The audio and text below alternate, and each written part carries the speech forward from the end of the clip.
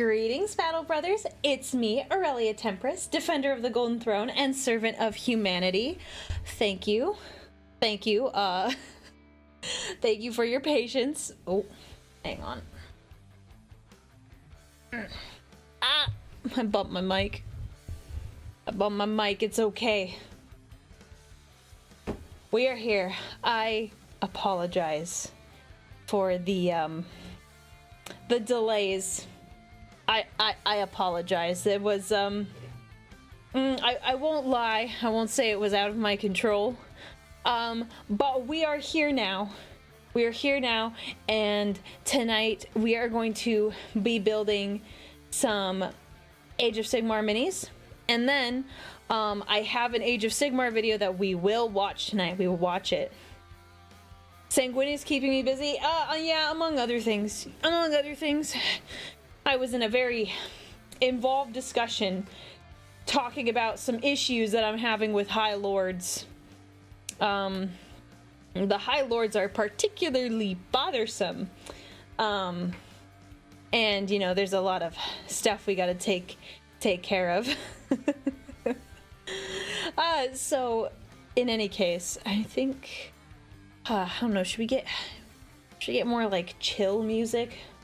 I feel like this should be more like chill kind of night, but here we are. Yeah, but in any case, we're gonna build minis. If someone mods, if any of you don't have to look for it, but if any of you happen to have a like copyright free soft jazz, that'd be good, because I thought I was gonna be ready to go a half an hour ago, and here we are. Didn't happen. Ended up being longer, but I got some points across that I think I needed to get across to my colleagues. So, it was important. Yes, I'm sorry, Wolfwood. It is a very late stream tonight. It is, yeah, if you are anywhere on the East Coast or beyond, yeah. It's, one second, I'm gonna move. Boop. There we go. That's better. I like that better. Yeah. So, this is a continuation of the subathon we are already doing, and I will say, I know that there is now a very, what is it? I think Valorant now for this last week of September on Twitch is gifting free subs. So to answer everyone's question, I think you have to gift 5 or more to get an extra sub. I don't know if there's like a randomizer in there where they may gift more or less, but at least for every 5 they will gift 1, and that extra 1 will also count towards the subathon goals. So those count. So I think it should show up on my little bar here at the bottom. But yeah. Is this Once Your Gamer? You said that I can use that and they're not going to be angry with me. Oh shoot, there's also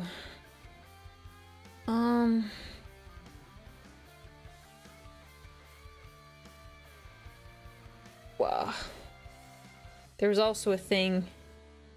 It's in-game music. Okay. What is our sub count? This bar at the bottom says 442. Or 42. Okay. Hi, Caro. Get some rest. Okay. Let me do this. Mute. Let me open this in another tab. And we will listen to this. I don't know what this is. I've not played Expedition 33, so I imagine it has some relaxing vibes to it. Oh, it's like a 3-hour thing? Okay, yeah, I can get behind that.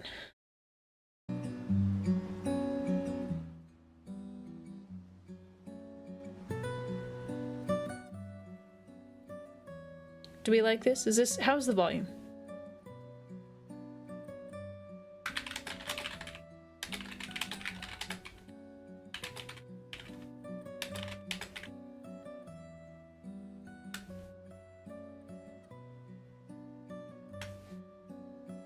Okay. Good volume, good. Where did I get the skitter thing? This is actually one of my moderators. His dad has a laser engraver, I believe.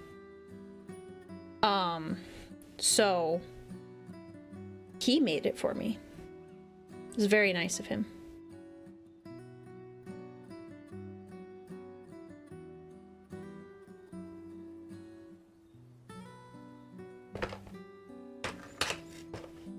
All right, we're gonna open this up.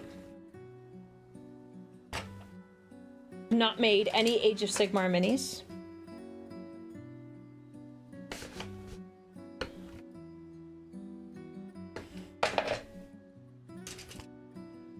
Oh wow, I thought I was gonna have multiple sheets. I'm surprised. I didn't think it was gonna all be on one big thing. Actually, wow. These minis, this will not take long to build at all.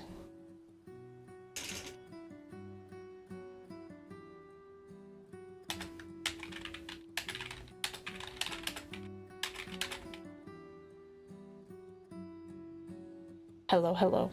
This is just chill vibes. It is a big bow.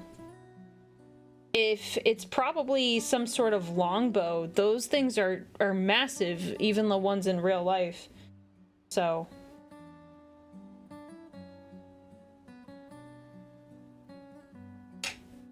And they have little spots where you can stick the mini. That's kind of cool.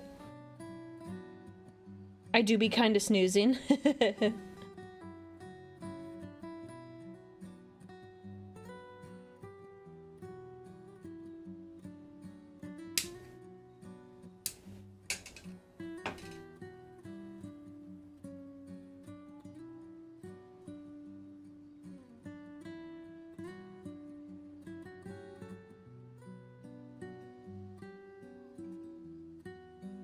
All right. Oh, actually, we're gonna do what I normally do, and we're gonna put the box. Aren't longbows typically as tall as the archer? Yeah, they can be like about 6 feet long. They're pretty big. Tall, long. We're gonna do.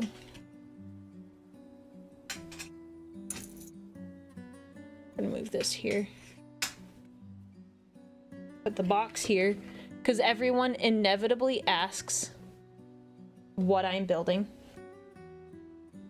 So we're gonna do that.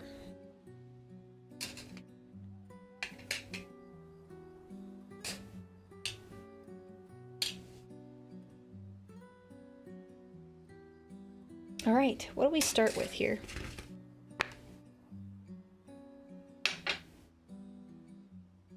Okay, we start with the guy.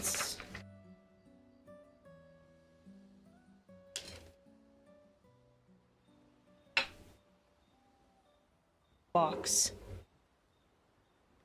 It's not a good spot to put it where you guys could see everything. We'll do our best here. Okay. How's everyone doing today? I imagine today will be a lot slower of a stream. It's a lot later than my normal time, and oh, so very much delayed. Much later than I wanted to be tonight. So I apologize again for that.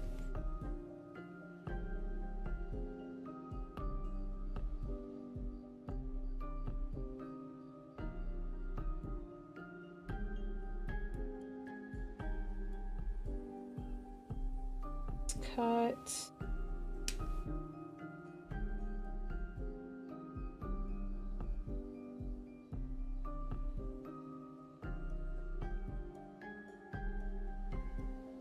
So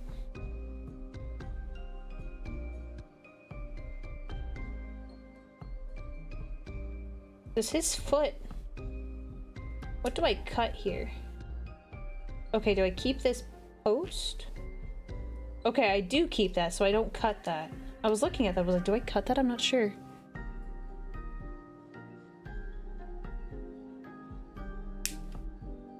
Okay, I think I got all the pieces. Yes, I did. Hello, hello. Do you have an armored archer and the Griffhounds? Yeah. What is here is what I'm making. And then his cloak. We'll file these down. Yes, this is the Expedition 33 music. It is very relaxing. I didn't know it would be quite nice, but it is. Yes, we are having a good night. We're just chilling. We're gonna react to that an Age of Sigmar video after this. I don't think this will take me very long. I'm trying to like go at like a chill pace because I was definitely rushing to make sure I got back in time to you know, have stream at a like somewhat reasonable hour.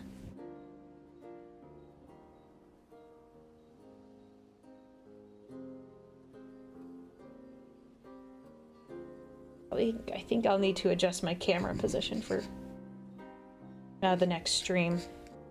I'm trying something new out, so my position isn't the best. You need to listen to the Gotrek AOS audiobooks. I actually just got the first one.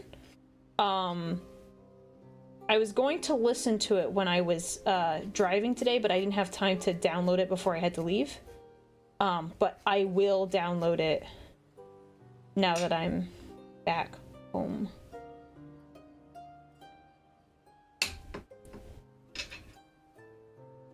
Realm Slayer? I thought it was like Troll Slayer or something. That's the one I got. When I looked on Audible, they said book 1 was like Troll Slayer. Something like that. Yeah, I'm not sure what I'm gonna do color scheme wise, which is another reason why we're only building the mini tonight. We're not doing any painting, because I haven't decided what I want to do just yet, but it'll probably involve gold.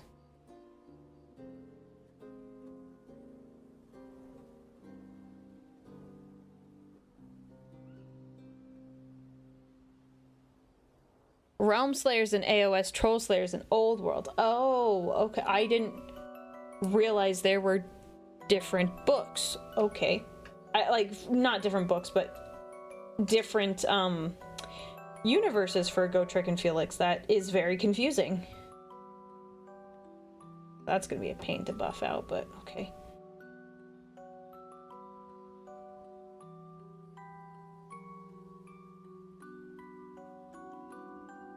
I can't listen and do things at the same time. I get too occupied on either the book or what I'm doing. Yeah, for me, I could, like, I did a lot of, like, kind of, like, stuff for, like, hobbies. And how I got into Warhammer a lot was because I was working on the hobby stuff. I could listen, so I could multitask. I could listen to the book while I was doing a thing, because the task was mindless enough. It's not like, you know, doing taxes, like there's certain activities I can't do when, like I can't listen to an audiobook while doing taxes, for example. But something that doesn't require a lot of my thought, and it's just kind of like a hand skill that I don't need to focus too much on, then it's just fine. Stormcaster Super Base, I'm glad you like them. I think I'm a fan of the Stormcast from what I've heard about them. But I don't know much about them. I'm more of a 40k girly myself.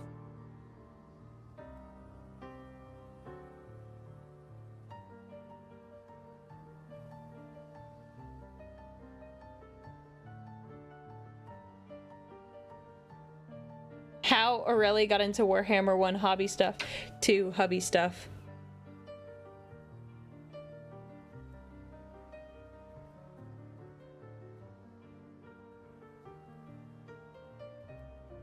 Where were these other ones? Okay.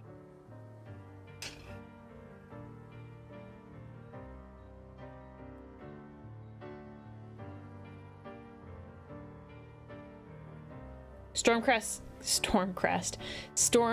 do look great, even better IRL. Yeah, we'll see how this one is. I'm surprised, like the Space Marine ones, like they're definitely set up in a way where you can do a lot of customization. I'm just like surprised at like how much is like in one piece here. I'm just surprised. Welcome to the Stormcast family, Aurelia. We're what you would get if you took Custodian instead, but what if they were more like the Salamanders in personality? We are the paladins that stand against the dark. Well, thank you, Penumbra. I like their vibe and I like the armor, but like I said, I don't know anything about them, so this is good information to know. I think where are the other spots that be? Oh, here. There's a spot here.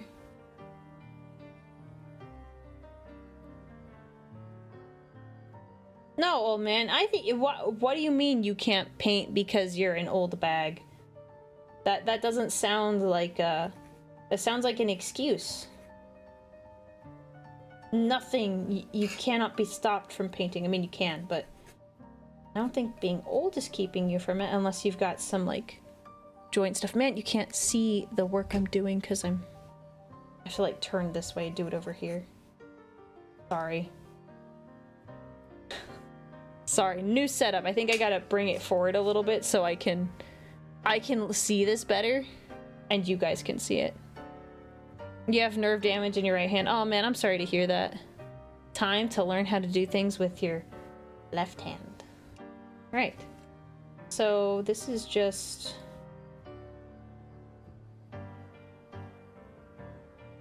like that. Oh. Okay, so I guess I will get my Tamiya extra thin cement. What Warhammer kits have you had the most fun building? And are they also the most fun kits you've painted? I haven't built too many kits. I did enjoy doing the Bane Blade, building it. But most of the stuff that I've built is Custodes.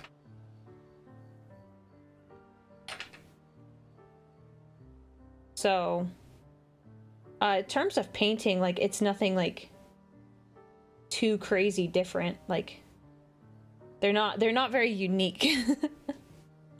So this would be, let's see, I like the Dreadnought. I did really enjoy the Dreadnought.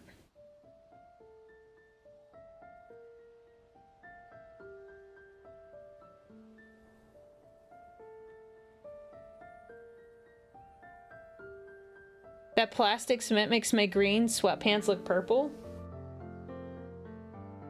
How?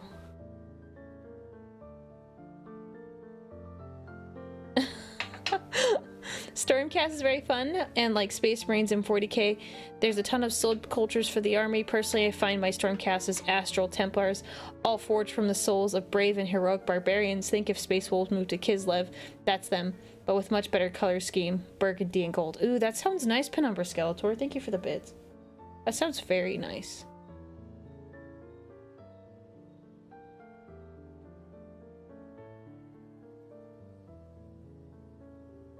The old box knot or some of the newer, bigger dreadnoughts? I think it was just a box knot. I think it was just a box knot. It's not on this page, it's over here. Which, do I want the helmet or do I want the... I think I want like the fun plume. Honestly, guys, I gotta be honest, I don't like the mohawk looking helmets. I don't like them. I've never really liked them.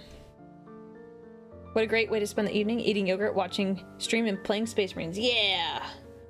Yeah. A little bit of a later stream, but we're chilling nonetheless. And the music is supposed to be kind of relaxing.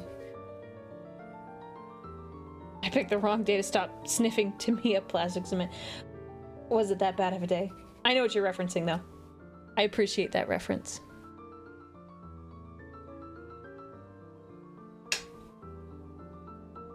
Okay, and then we need the breastplate. This one.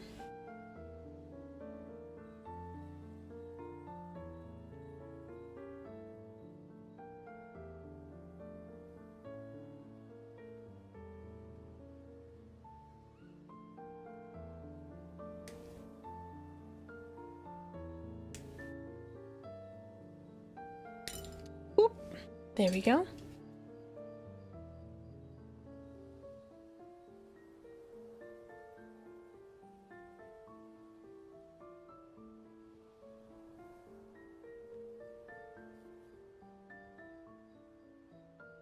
Man, okay. hands over here. I might move, you know what we're gonna do? We're gonna move these over.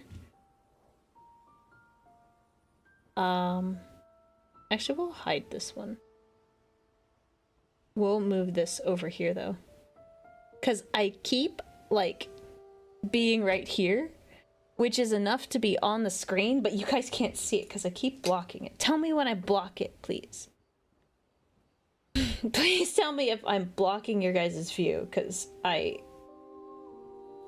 don't want to try to move my camera now while I'm live. You know, it's just a bad idea. But I'll move it next time. Because I thought, oh, this will be fine when I was first setting it all up, and then ended up not working just how my chair is.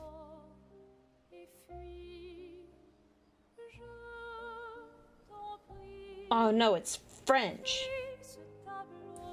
Once you're a gamer.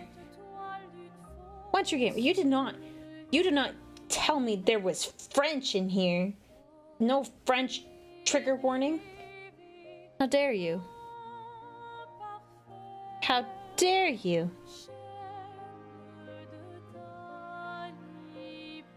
I said it was French. I did not get a warning. I didn't see it. I didn't see it. You failed me. You failed me. He has said it is French. Well, look, I have other chats that I read. I have other chats that I read. I cannot always see your chats.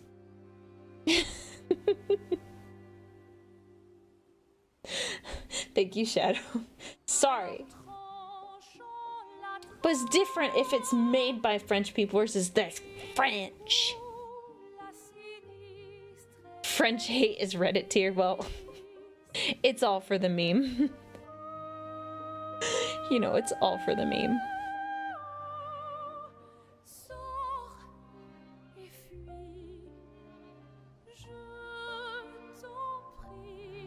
It is very pretty though, so I'll allow it. I will allow it. See, that's why it's a meme. I don't mean it.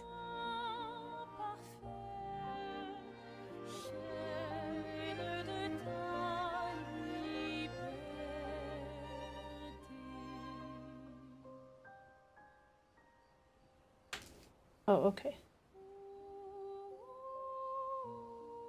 I was like wondering how this guy was gonna fit, but this lip here is definitely gonna help.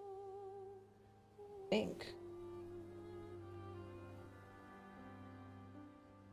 Gonna look.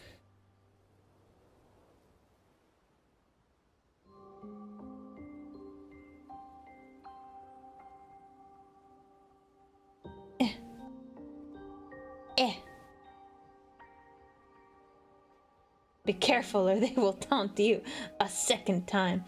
Look, I'm a streamer. Chat says a lot of things to me. I was gonna say you can't hurt me. That's not true. That's not true. I would be lying. I would be lying. Or is it like this? Sorry, I'm trying to figure out how to put this head in.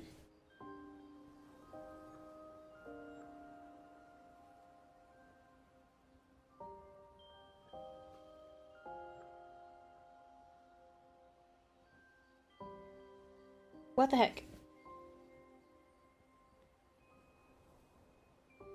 Should be like this, right? Oh, like that. Okay, let's just see if I can. And then this.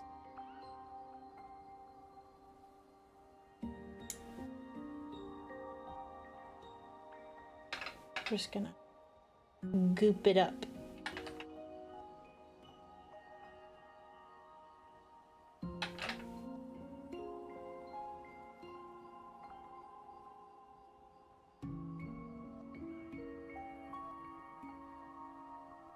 There.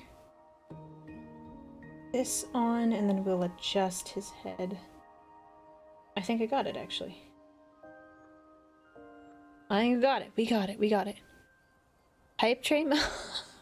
Valand, thank you so much for the 5 gift subs, and Penumbra Skeletor for subscribing for a month, and One True Gamer, thank you so much for the 5 gift subs as well. Thank you, guys.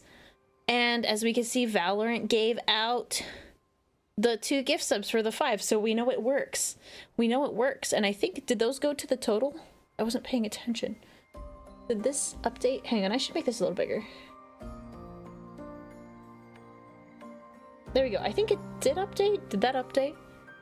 Valorant, like the game, yeah, they do this sort of thing with Twitch at the end of the subathon. Like they didn't, the Valorant ones didn't go through. It was only the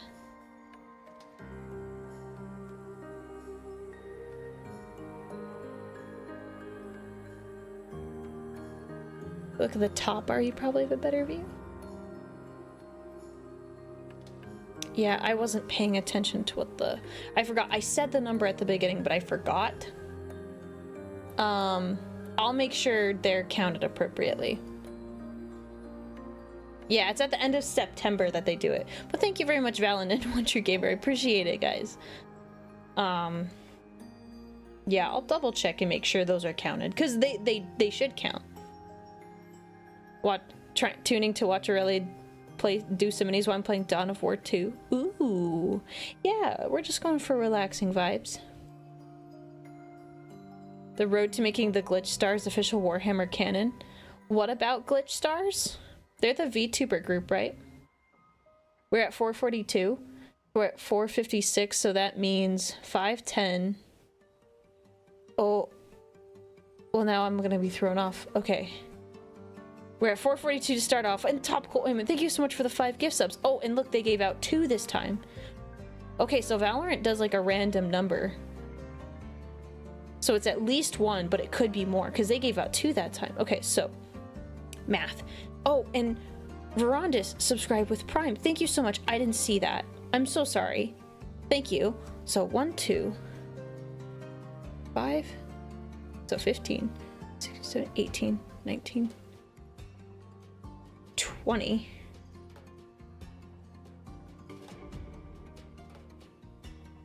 I can math. You know, so it does work. It does work. It does load it.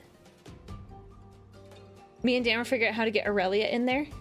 Yeah, they're a VTuber group with new members falling hard into the Warhammer hole.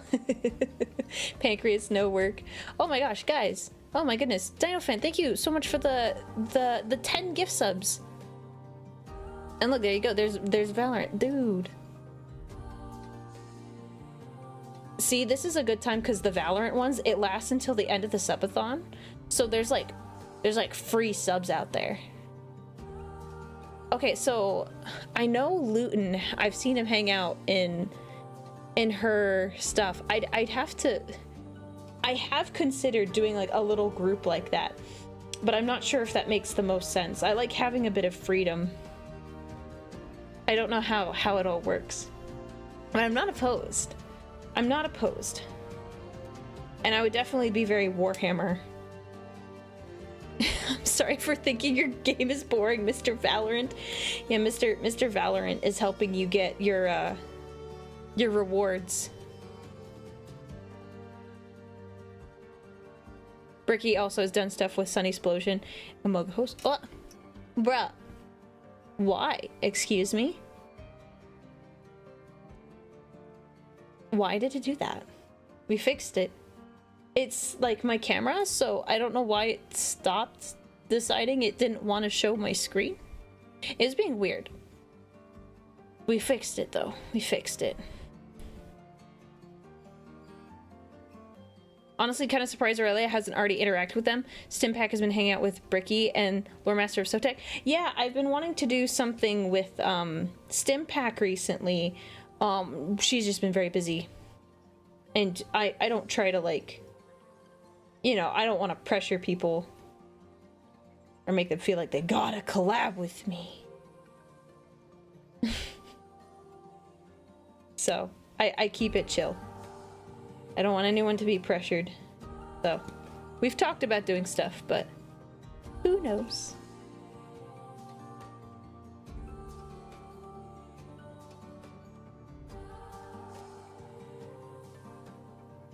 Yeah, I don't know all the girls at Glitch Stars. I think I'm only aware of like 1 or 2.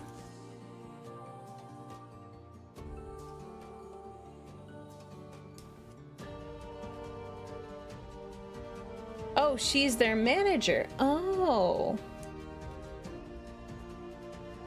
To this day, I do not know how I cut open my finger, need stitches assembling Warhammer figures. I was just opening a box at the time and did not have tools or anything. Was the box like a regular box? Or was it like a box that might have had staples in it?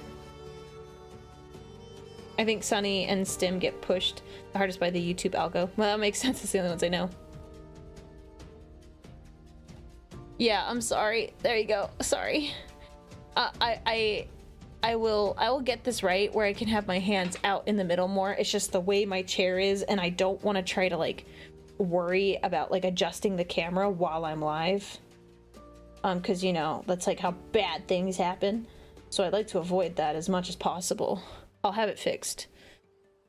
Stop shrimping. I'm not shrimping, actually. My hands are like stretched far out so that like you guys can like my hands are like at this point they're like stretched all the way out.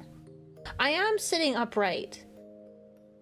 Like my arms are stretched all the way out so you guys can see what I'm doing, but I can't see what I'm doing. Mistakes were made. It's fine. I'll fix it. You're just small? No, it's how my chair is and how my microphone is. I have to sit back where my mic is. Oh, there's a little plastic part that was sticking outside. Yeah, painting with... See, thank you. Aftership Adventurer. Yes. Painting with a camera is not easy. You have to, like, consider more things. Normally, you can shrimp up, but you can't shrimp up when you're streaming it. Yeah, if I was so shrimped, you would see my head. Which I think has only happened one time. The camera's far enough away where I'm not worried about that at all. It's just like now it's a little too far. Actually, if it just shifted over this way, it'd be fine. Dang. Okay. Turn this way. Turn this way. You have metal hobby files? Yeah, I didn't know what to get, so I got these. What the... Okay, I wasn't trying to hit the glue. I wasn't trying. I wasn't trying to hurt the glue. It's just, you know, it just got in my way.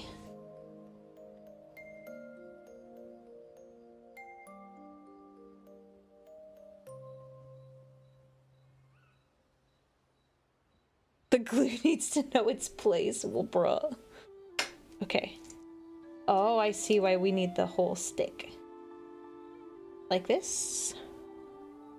Oh, I see, I see. That's kind of neat. Okay.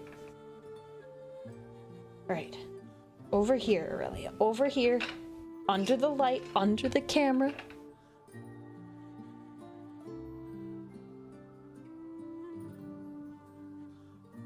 I'm half tempted to, like, turn the camera off and fix it really fast, and then I don't have to worry about this for the rest of stream, but I don't know if I should do that.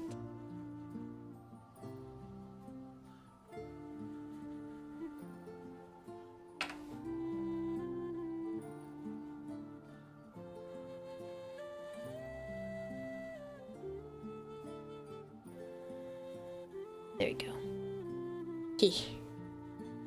There's a VTuber that's painting a group of sisters to battle. Nice. Riri, she's their manager. I thought someone else was the manager. I don't know who the manager is. Get me the manager. AO smells really top notch, but I would never get into the switch gear to I would never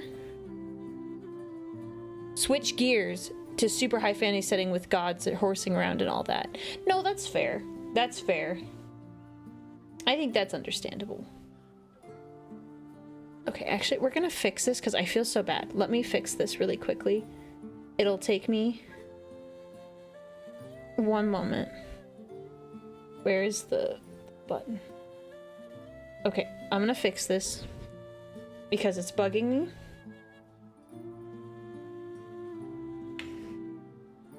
And I want to give you guys the best experience, but I need my camera off to fix it so I don't, like, accidentally show you guys things that you're not supposed to see.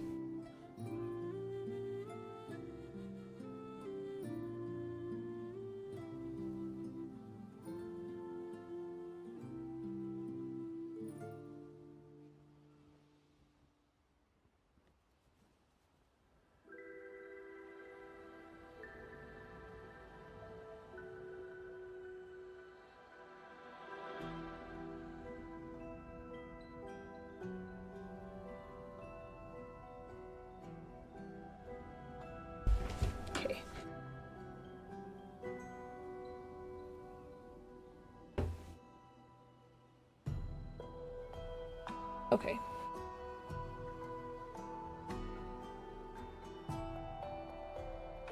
This should be an improvement because it's going to be more in front of me than off to the right. So this, in theory, should be better. Yeah. I don't have to reach as far to be on the camera. I still have to reach a little farther. We'll adjust it more next time, but it's fixed now. Thank you for your patience. The guy. Let's get him his bow. Yeah, this is like really easy to assemble. Not a lot of like, you know, flexibility when it comes to building the model like you can get with like a bunch of the Space Marines, but honestly, I don't mind too much. I'm not looking for anything that's like too fancy.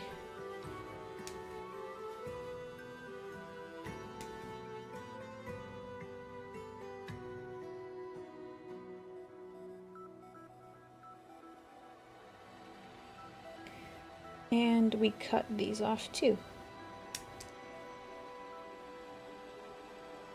Yeah, if you want fancy, go for Caradon.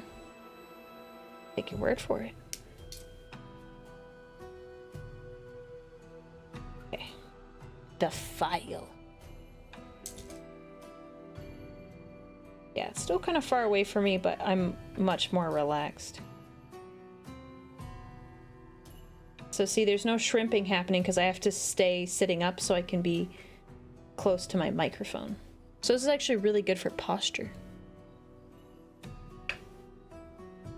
Bro, we're talking about my height. That's lame.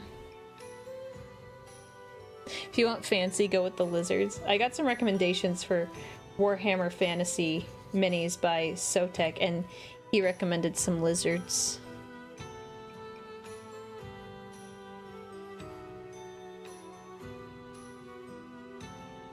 For trimming, I honestly use my Cobalt box cutter knife combo. I feel like, I mean, the Cobalt, yeah, sure, that helps a lot, but like the box cutter feels like very like unwieldy. I would, in my mind, I imagine it's like very unwieldy, like as a tool.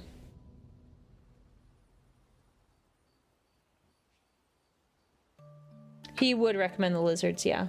It makes the most sense, right?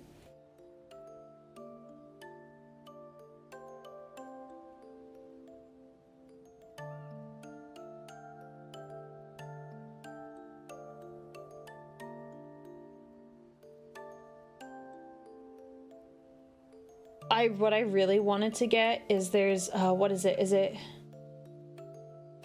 What are the units that have really cool wings? Someone remember what the units are that have like this super duper cool wings? For the Stormcast Eternals, I want to turn those into Sanguinary Guard because they're just beautiful. They came out a while ago.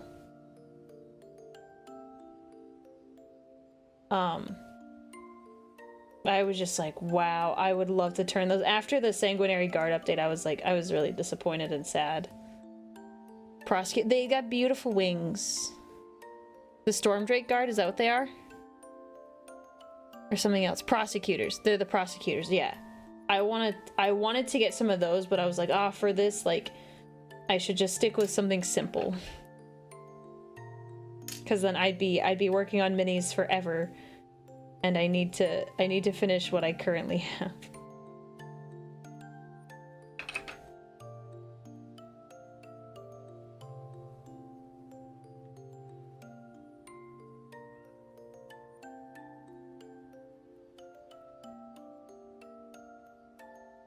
Can that go in, please? Please? Excuse me? Pardon me? Excuse me? Excuse me. Can you do what you're told? Why isn't that... It was fine just a second ago. Sorry, I'm gonna put this up to my face while I figure out why this isn't going together.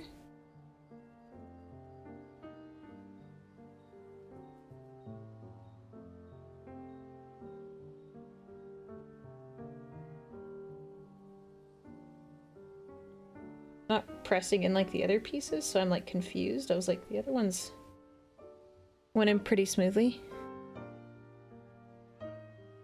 Hey, I think I just have to give it a little, Speaking of Sanguinary Guard, I think you'd love our Stormcast heroes, Yndrasta. She's very she's visually up your alley. Yeah. I think I just push a little harder. Did you know that fantasy had its own version in Japan called Nippon? No, I didn't know that. Or did we talk about it yesterday? I actually think I might have talked about it with the lore master of Sotek yesterday. I will admit, I don't think I was paying 100% attention while he was talking about that particular subject. I will be honest. Okay, there we go. And he's done, I think. Oh no, I have his bow. His quiver. Not his bow, his quiver.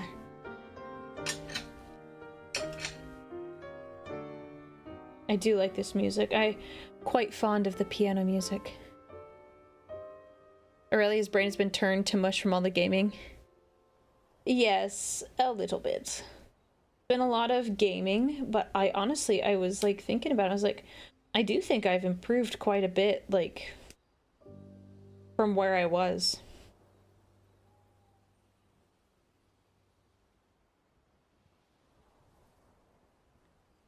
Aurelia asks for soft jazz, gets piano. Honestly, I don't care. I love how piano makes me feel.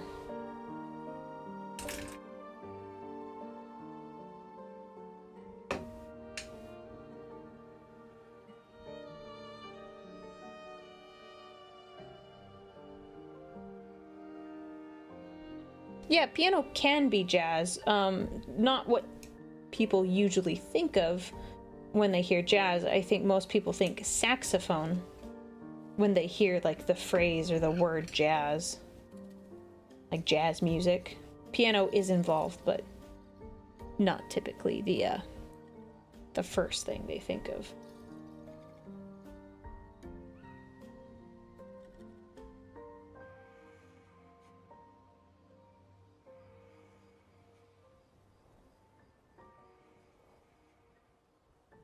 Jazz is a feeling, kind of.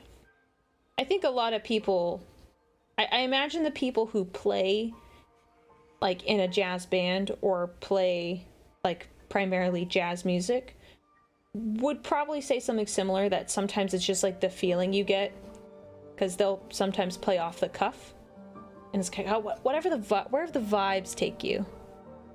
I think of jazz flute, but that's because of Anchorman. Oh, I was like, the flute? Huh? Was so confused. I was like, what? What are you talking about, man? The flute?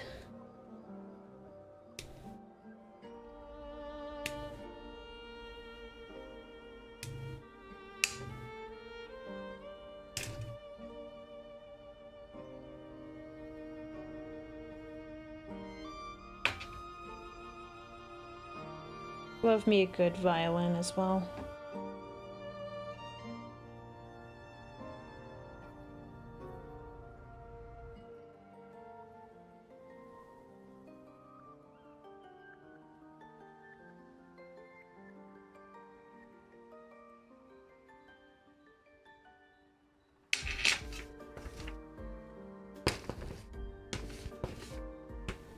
I don't think I need... can I do this? I think I can do.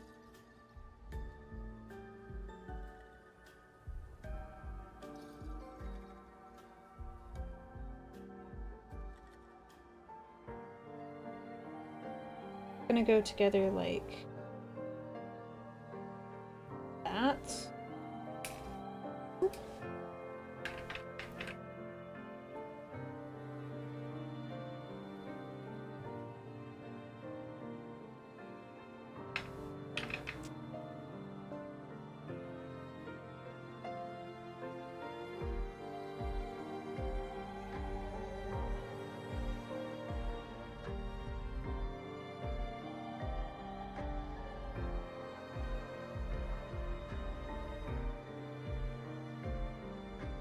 And this goes on his back.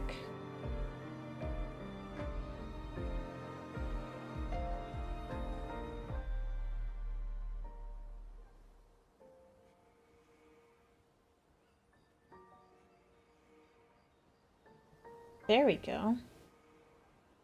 Although I will say, if we're gonna be nitpicky, this is not how archers would have had their quiver of arrows. They're more likely to be at their side than their back, because you have to reach back and it's like, your draw is very slow if you try to do it over your shoulder. But that's just kind of what Hollywood does. So a lot of people think that that's how they were, but they're more likely going to be more around your thigh.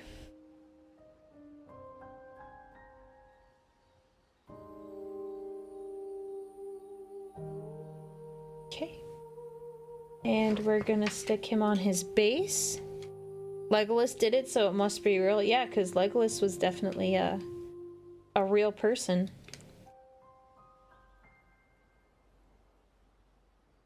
There we go. That's pretty simple. Took me like, you know, we're 50 minutes in stream, but like 45 really. But I'm taking my time. I don't feel a desire to rush. Just take my time, build, and chill. They jam arrows on the floor if they couldn't afford a quiver. That works too, see? Alright. Now we have our Griffhounds. Which I think I'm just going to put this over here.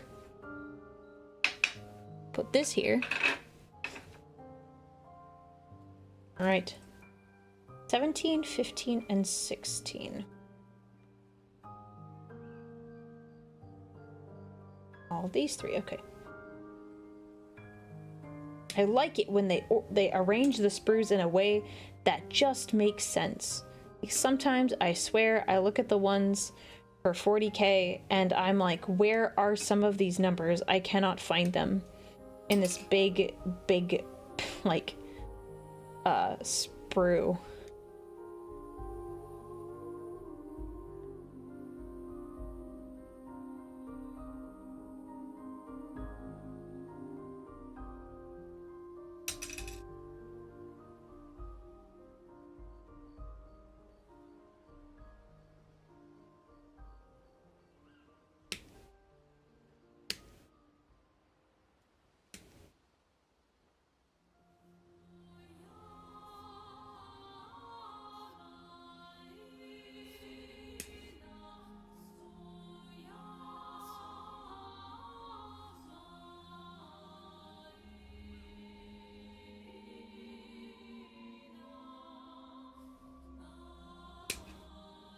Alright.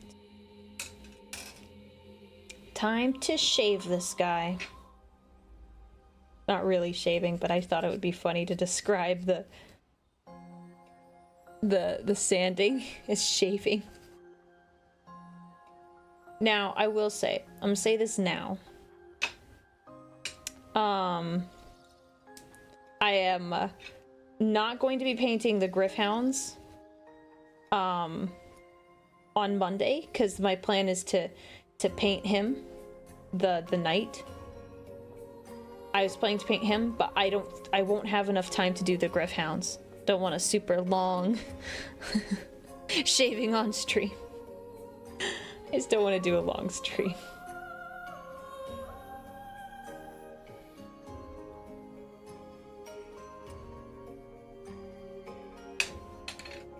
So we're gonna just stick with our archer here. And I will figure out a color scheme, but it's probably gonna be gold. You know, they are very good boys, but I just won't have the time to paint as much as I would like on that day.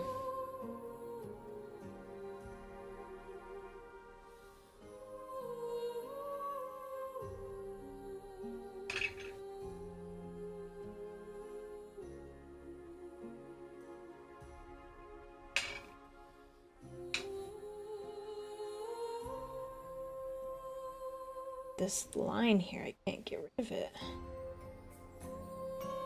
Don't want to cut off the whole tail, dang it.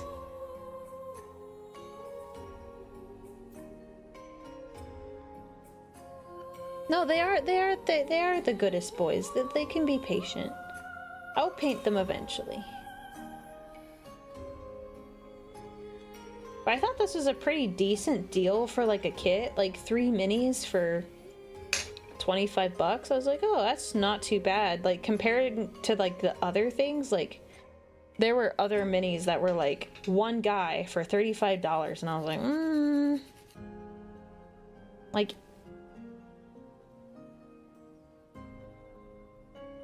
will they be primed? Yeah. So the reason why we're doing 2 separate streams, we're doing a build stream and then a paint stream, is because I want to prime them, and it's just not a good idea to prime them at my desk when I don't have good ventilation.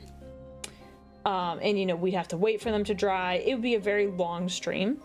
So I was gonna prime and prep them in advance.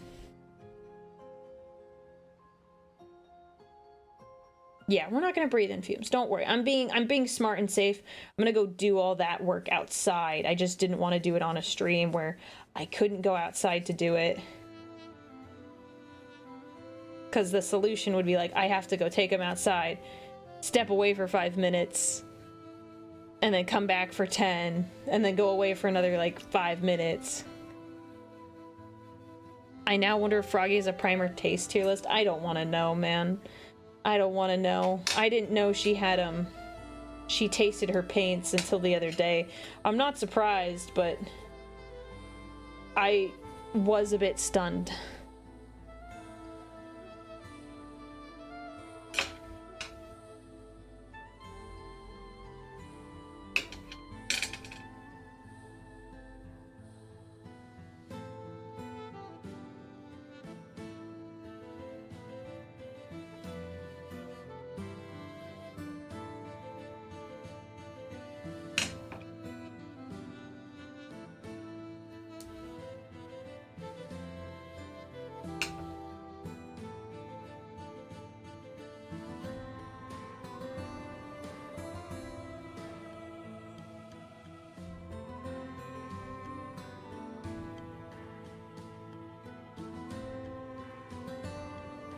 There's just more than the 2 spots, but I'm clearly forgetting, and it's okay.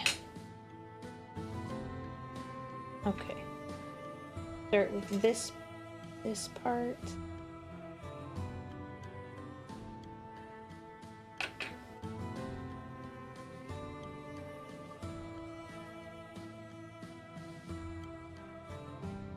Oh my goodness. Press, dang it.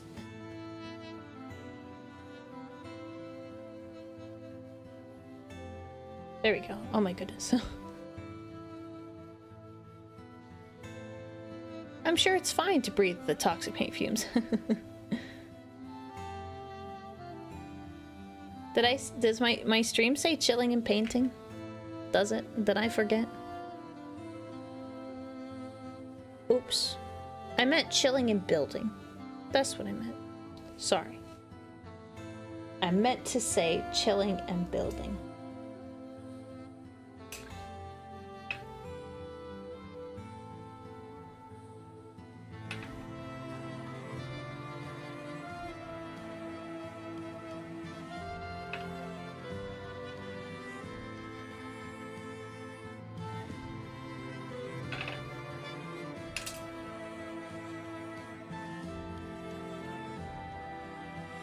This is very nice music. Kudos to Quest 33 for the really nice music.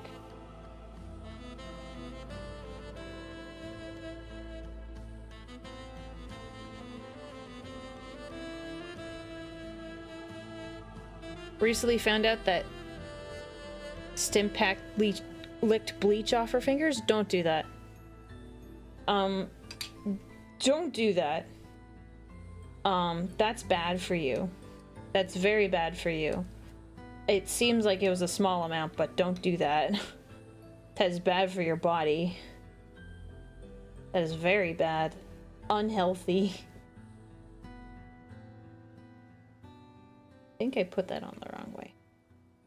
Oh well, I can fix that later. Puppy. Puppy.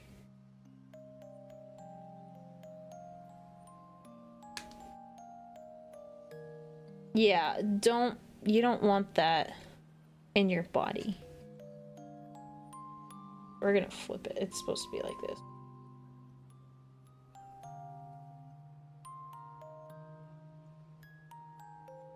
Yeah, no, please do not consume those chemicals. Please do not. The Emperor would be very upset with you. So don't do that.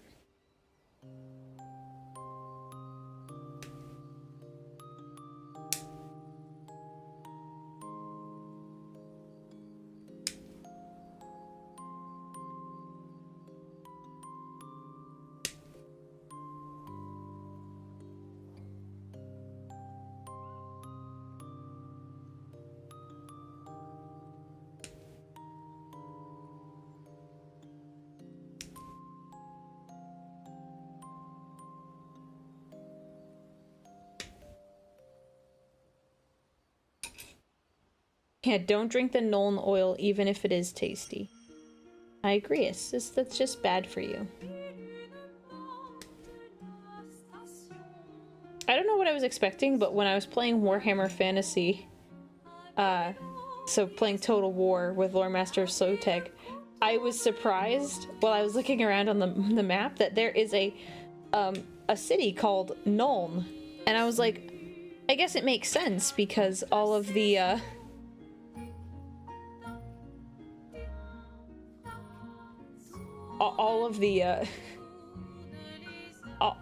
like, I was like, oh, all the other paints usually have some sort of like name that's tied to Warhammer or whatever. And I was like, oh. Huh. Like, I guess I just didn't think about it, that it was a place or something. And I was like, oh, Nuln oil, huh. That's where they get the oil, apparently. Yeah, I was like, oh. Huh. I never thought about it. I should have thought about it more.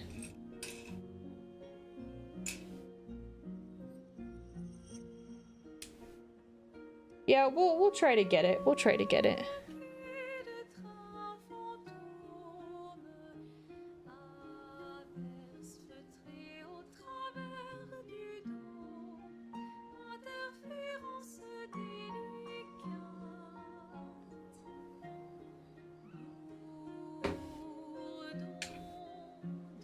I have the same clippers. I think I got them from Amazon or something. Nothing fancy.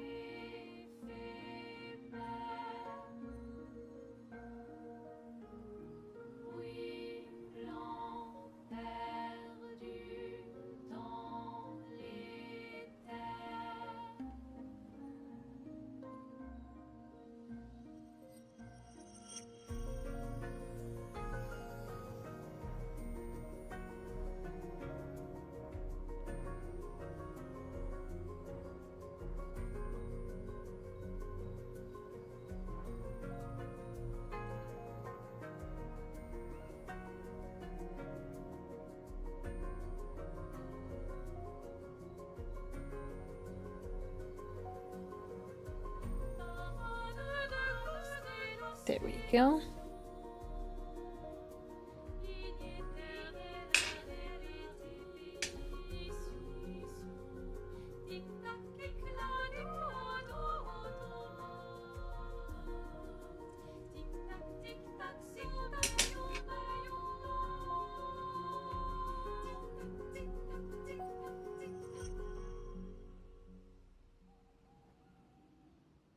This is music from Expedition 33. That's where it's from. The game. Yeah, that one was interesting. The repeating lines. Have a good night. Dan, I hope you have a good sleep. We'll be done with minis in a second, and then we will react to the AOS video that I had queued up for Tuesday. That didn't work out. It'd be great.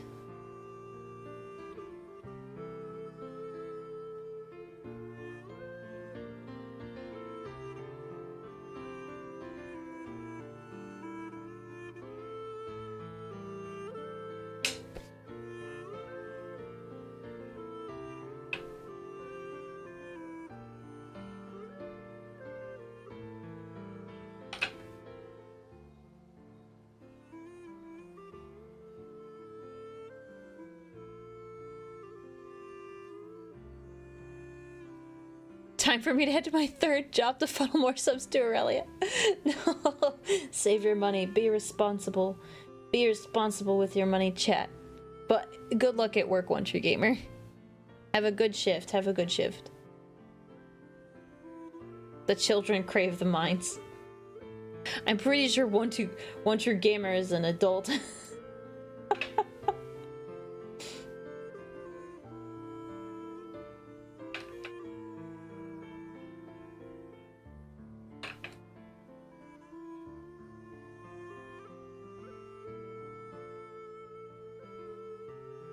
Yeah.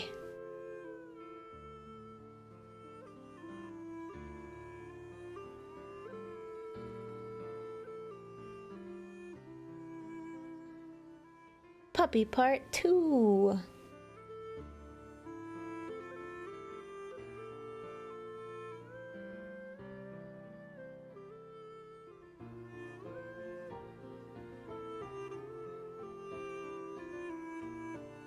There we go. We're almost done here. Wow. Yeah, these honestly are really easy to build. Like we got the other guy done when it's had like I had 50 minutes left thereabouts. These guys, I'm still taking my time. But like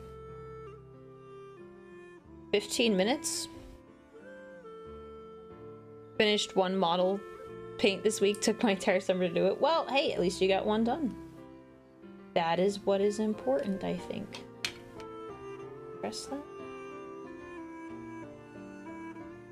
Yeah, this is super easy to build.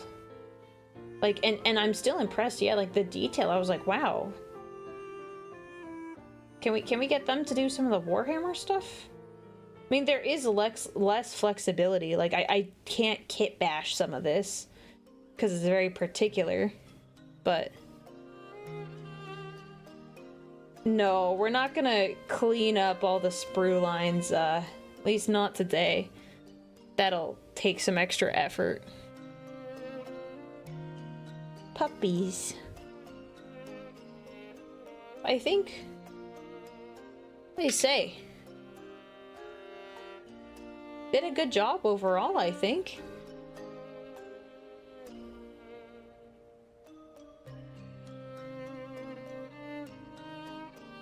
I'm pretty surprised at how quick that was.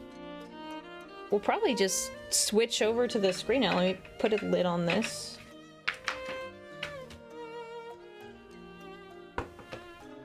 Got my box, got the minis, and that was... wow, that was way faster than I thought it would be.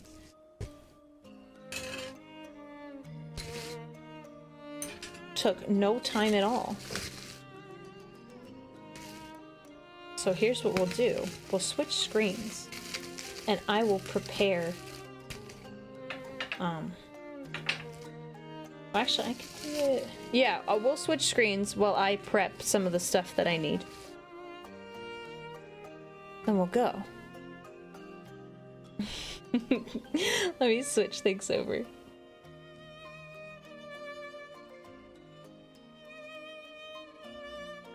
Okay. Oh.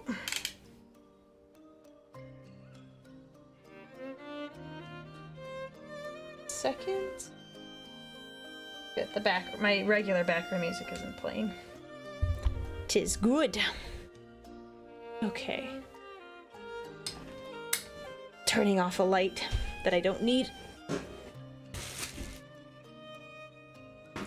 I'm gonna pop open the tab we need. Change a few things.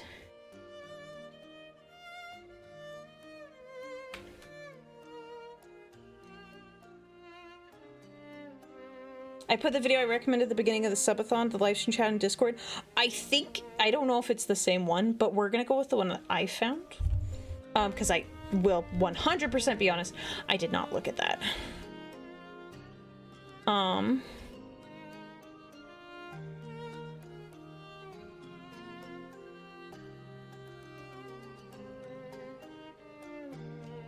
Okay. Ooh. Alrighty. Let me pull up the tab I need. Oh, and thank you for the bits, by the way, Dino Fan.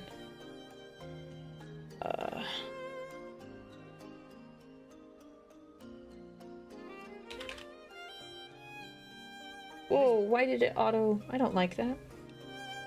I hate when it puts up, like, the first, like, I was typing in YouTube and it was like, let's play this random one. I'm like, whoa. Huh? Let me... Second...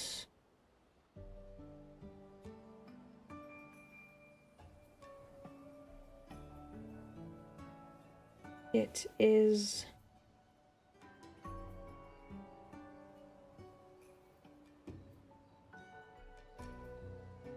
Okay.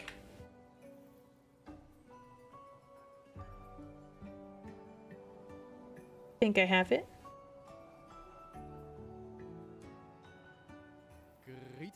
Whoa, I did not say... I wanted it full screen. I didn't want you to play it yet. Okay, I think we're ready. I think I have it all set up. Let me go back to my other screen. Give me one moment.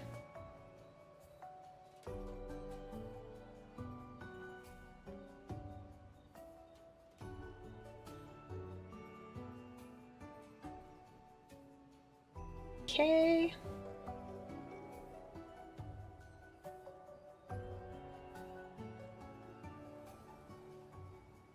Okay, let me do some magic here.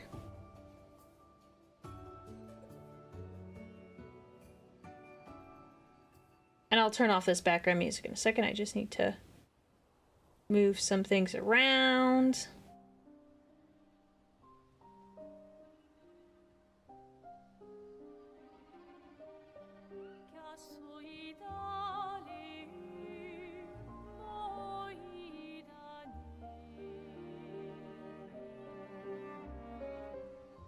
Okay.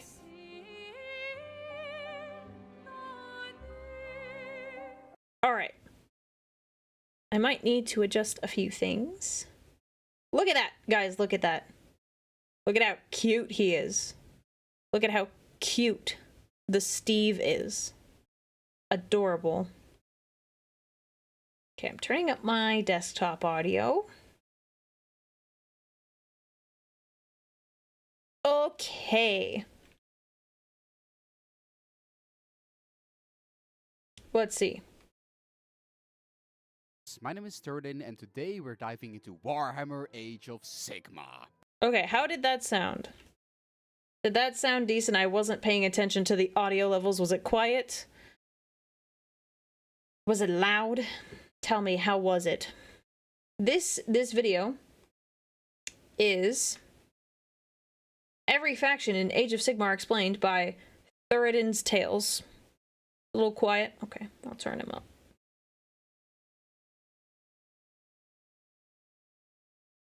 Turn it up. Okay. All right, I turned it up a little. Okay, that should probably be fine. We'll do one more. We'll do one more check. Oh, it's an hour long. I forgot it was an hour long. But that's okay. Oh, it is the same video you recommended, Dino Fan. Cool.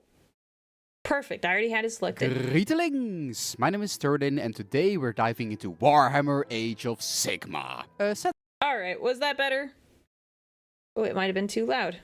Was that better, though? Is it a little loud this time?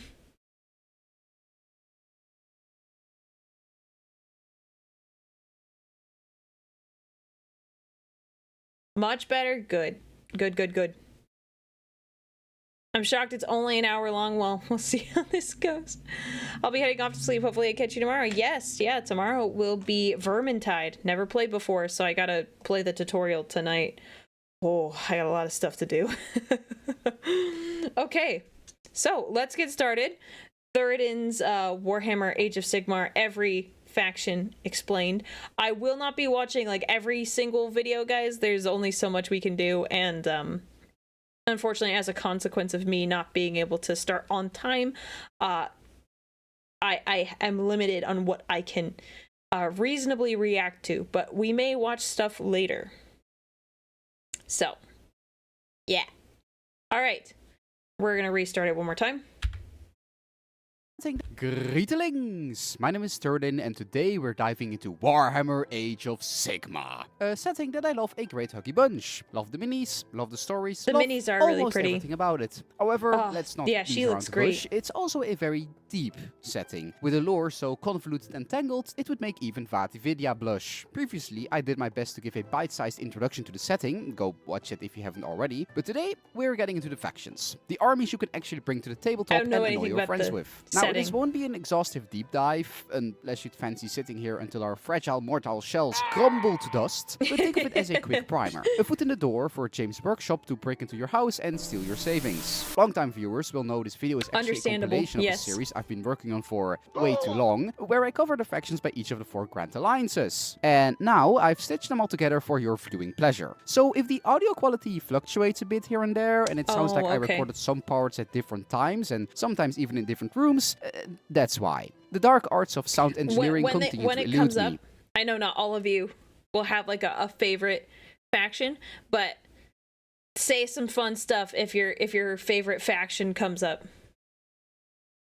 Anywho, having said all that, I hope you get your viciously overcharged popcorn and favorite beverage ready, for it's time to gush about a thing I'm passionate about and really like a great big deal and want to give a big hug and a smooch. Kicking us off with... Hey, you're an idiot, but you're my best friend. Now, before we get into the factions, and I'll try to keep this brief, what they look actually like elves is there. The Grand Alliance Order? Well, to put it in the words of Morathi herself, they are the champions of progress, who in spite of their differences in form and methods, are united in their desire to live, to feast, to love, and to grow old in the service of their gods. This lady does not look very cool. So I think she's saying this very sarcastically. I'm just guessing because I know nothing about this. It seems like she's being very, very, very sarcastic. Like, oh, well, they're all this and that, and they want to love each other. That's cringe. They are what some might consider the good guy faction, though as you'll probably figure out soon enough, it's not entirely accurate. This is Warhammer. Everyone is at least some shade of bad guy. For many, their reason for working together stems more from how the alternatives are significantly worse, rather than how they are...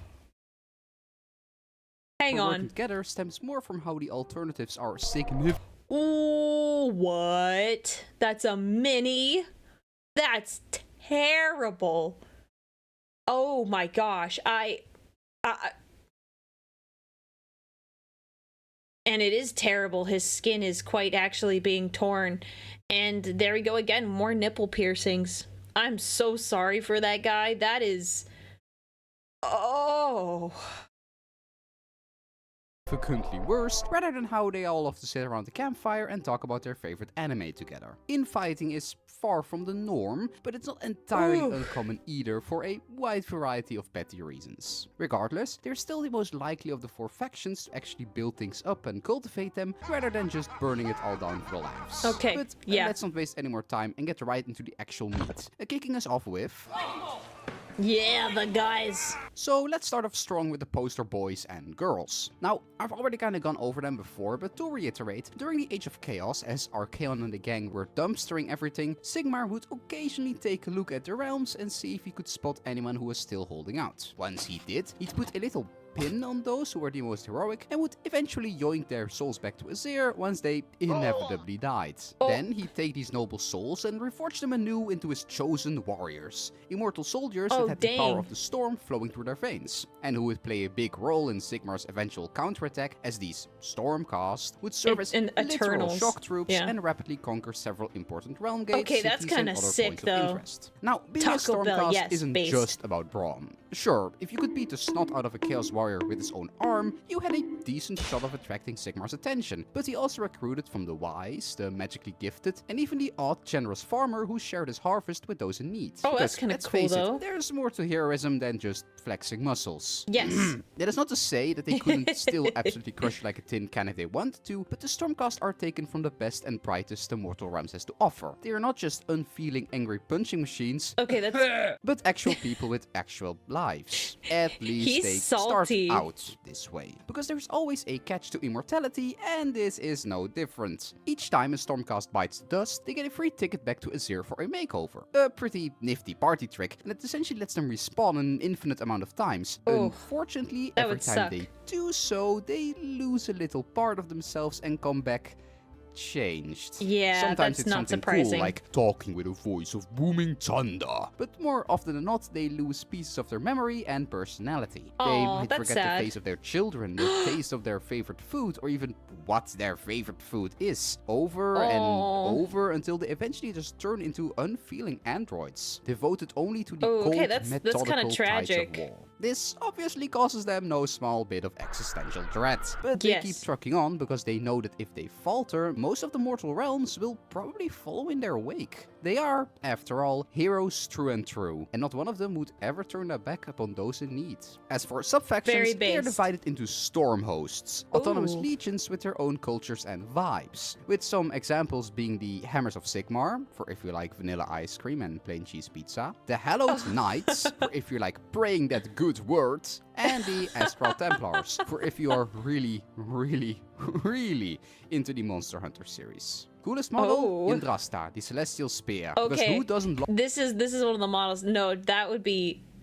Okay. Alright, let's put it this way. I know there's been a lot of talk about, like, oh, Aurelia being, you know, pregnant and all that.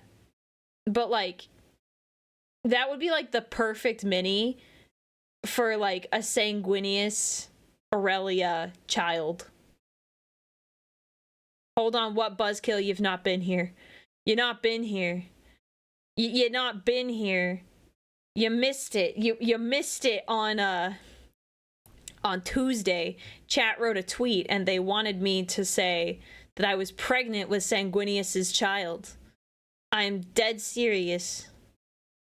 I'm dead serious. And so they have been messing with me about it. All I'm saying is, no, but I'm not. They wanted me to, that was part of one of the rewards. Like, you see how I have the rewards here on the screen? The next one is, like, getting Aurelia fantasy art. Yeah, I was at 150 subs. It should have been more. It should have been so much more. No, I don't want a pregnant mini. No. I'm just saying this mini would be, like, the perfect combination of, like, Aurelia vibes and Sanguinius vibes. My condolences. Well, what if I wanted to be pregnant? What if I wanted to be pregnant? Why? Why do you say that? I was just saying it's a good combination of the two, and I just thought, like, I was like, oh wow, that would be, like, kind of perfect. No, I'm not saying she is our child. I'm just saying, like, you could do a proxy and it'd be kind of perfect. No, that's not what I'm saying. He was just like, my condolences. And I'm like, I don't know. The people that I know, if you said that to them, they'd be kind of upset. We will see if we do paint this mini Dino fan. Thank you for the bits. I don't know if we'll paint this one. I'm just saying, it is very cool. Yeah, you could also do, like, a head swap. Yeah, they really did expand the Aurelia lore. It was, yeah.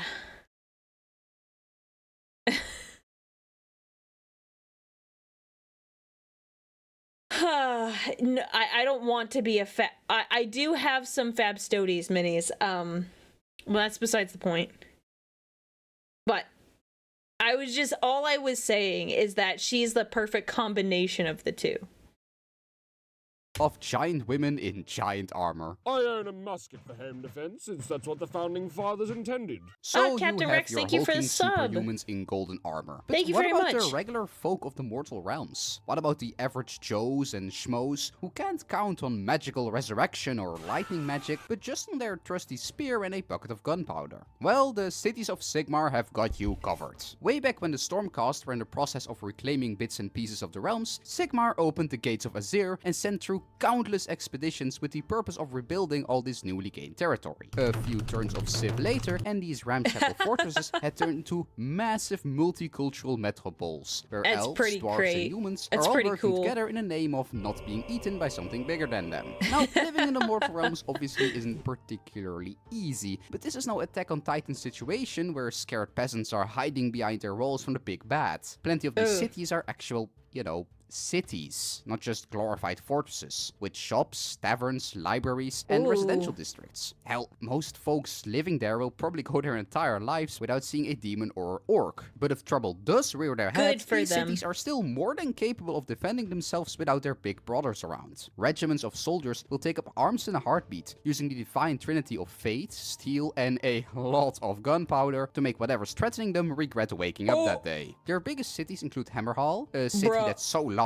it spans 2 different realms, Greywater Fastness for the Factorio players, and Settler's Gain for if you really like elves and really don't like pesky things like free will. Favorite model? Big What? Cannon! Because nothing says mess about and find out like a big hunk of metal that goes boom. Yes, that's fair. Now, once upon a time, the dwarven god Grimnir and his brother Gruni had gotten into a bit of a pickle and found themselves chained together at the top of a mountain. No, we don't know how, just roll with it. Until Sigmar just kinda happened to pass by and free them. The two were obviously pretty grateful for the help and offered an oath in exchange for Siggy's timely assistance. That's Gruni interesting. swore to one day help Sigmar in his time of need, while Grimnir offered to beat the snot out of whatever Sigmar wanted. So Sigmar, being put a bit on the spot, just kinda pointed to this giant lava lizard called Vulcatrix and was like, you can attack that thing, I guess. And Grimnir being Grimnir, he did. And then he died. But not before he and Vulcatrix both exploded into a million pieces. And wherever their blood fell, there formed pieces of Urgold, an incredibly valuable mineral infused with divine essence that looks almost identical to regular gold. What? Now, most people would get a bit down after their god got splattered. But in classic yes. pragmatic dwarven fashion, his followers, the Fire Slayers, got right to work gathering the Urgold in the hopes of one day reforging their god anew. But that's not all they did with it. They also discovered that Urgold can be used to forge powerful runes, which can then be implanted like it's Cyberpunk 2077 and make the Fire Slayers go sicko mode in the heat of battle. However, just like Cyberpunk 2077, overuse tends to make dwarves go a bit loopy, so their rune priests at least try to moderate it. Emphasis on try. They have also received a bit of a mercenary reputation over the years, one which is not unfounded but also not just based on greed, despite what some might tell you. As previously mentioned, Urgold is on first sight virtually identical to regular gold, meaning that there are a lot of people who unknowingly possess it. In some cases, the Fire Slayers are more than happy to just, take it and beat up anyone who makes a fuss. But braining some random person on the street to steal their gold necklace tends to not be socially acceptable. They wouldn't like that. So many have had to adapt to more legitimate strategies. And seeing as how there's no shortage Declaring of conflict war. in the mortal realms,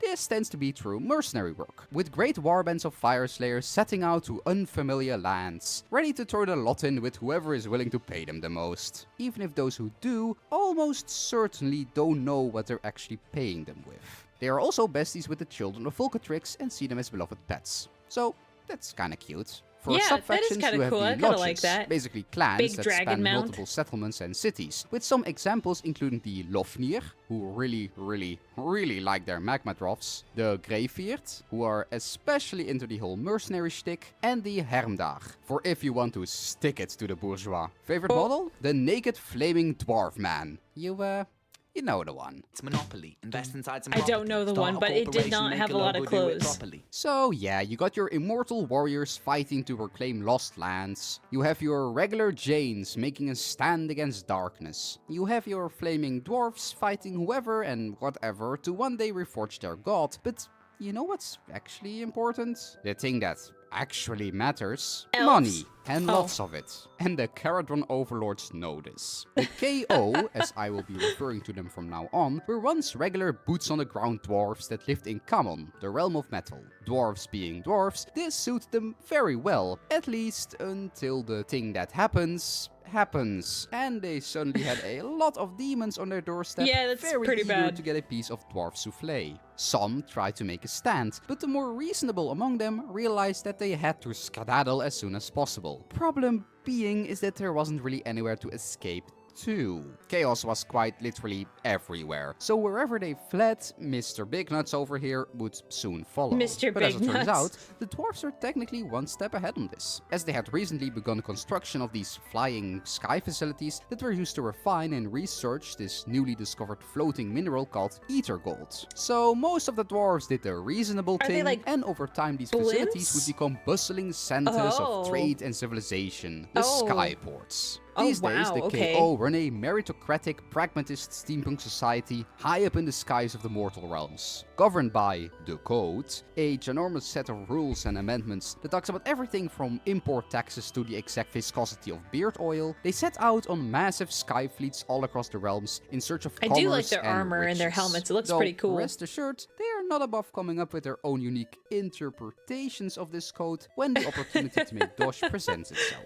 Which happens a lot. They also have a pretty interesting take on gods and magic. While they can't straight up deny their existence, you'd have to be pretty thick to do so in a setting with actual literal demons from yeah, hell. you can't they've got ignore a rather chaos. pragmatic view of the whole thing. Like, sure, you can shoot fire out of your hands, but it probably has scientific reasoning behind it, rather than because I drank a bottle of Fire Slayer piss and sang prayers to a volcano. Superstition tends to That's get in fair. the way of That's fair. profit That's really fair. margins. And few things are as horrifying to a KO than a bad quarterly report.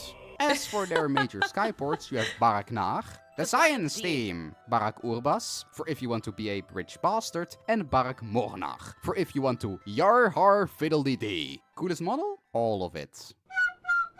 They do look cool. Oh, Aztec lizard people riding dinosaurs that shoot lasers. Do you think Aztec lizard people riding dinosaurs that shoot lasers sounds cool? And then the Seraphon are for you. So, I was gonna say, it TLDR. sounds Once upon a pretty time you had cool. this race of frog god things called the Old Ones, who thought that chaos was being a bit too troublesome for their liking, so they created these biological androids made of stars to deal with them. These were the Seraphon, separated into the teensy cutesy skinks, the larger and bitier Saurus, the largerer and smashier Okay, so some of Coxigor, these are, and like, very insanely similar. overpowered magic toads, the Slam. okay, so this is the same between it's very similar to Lizardmen in Warhammer Fantasy.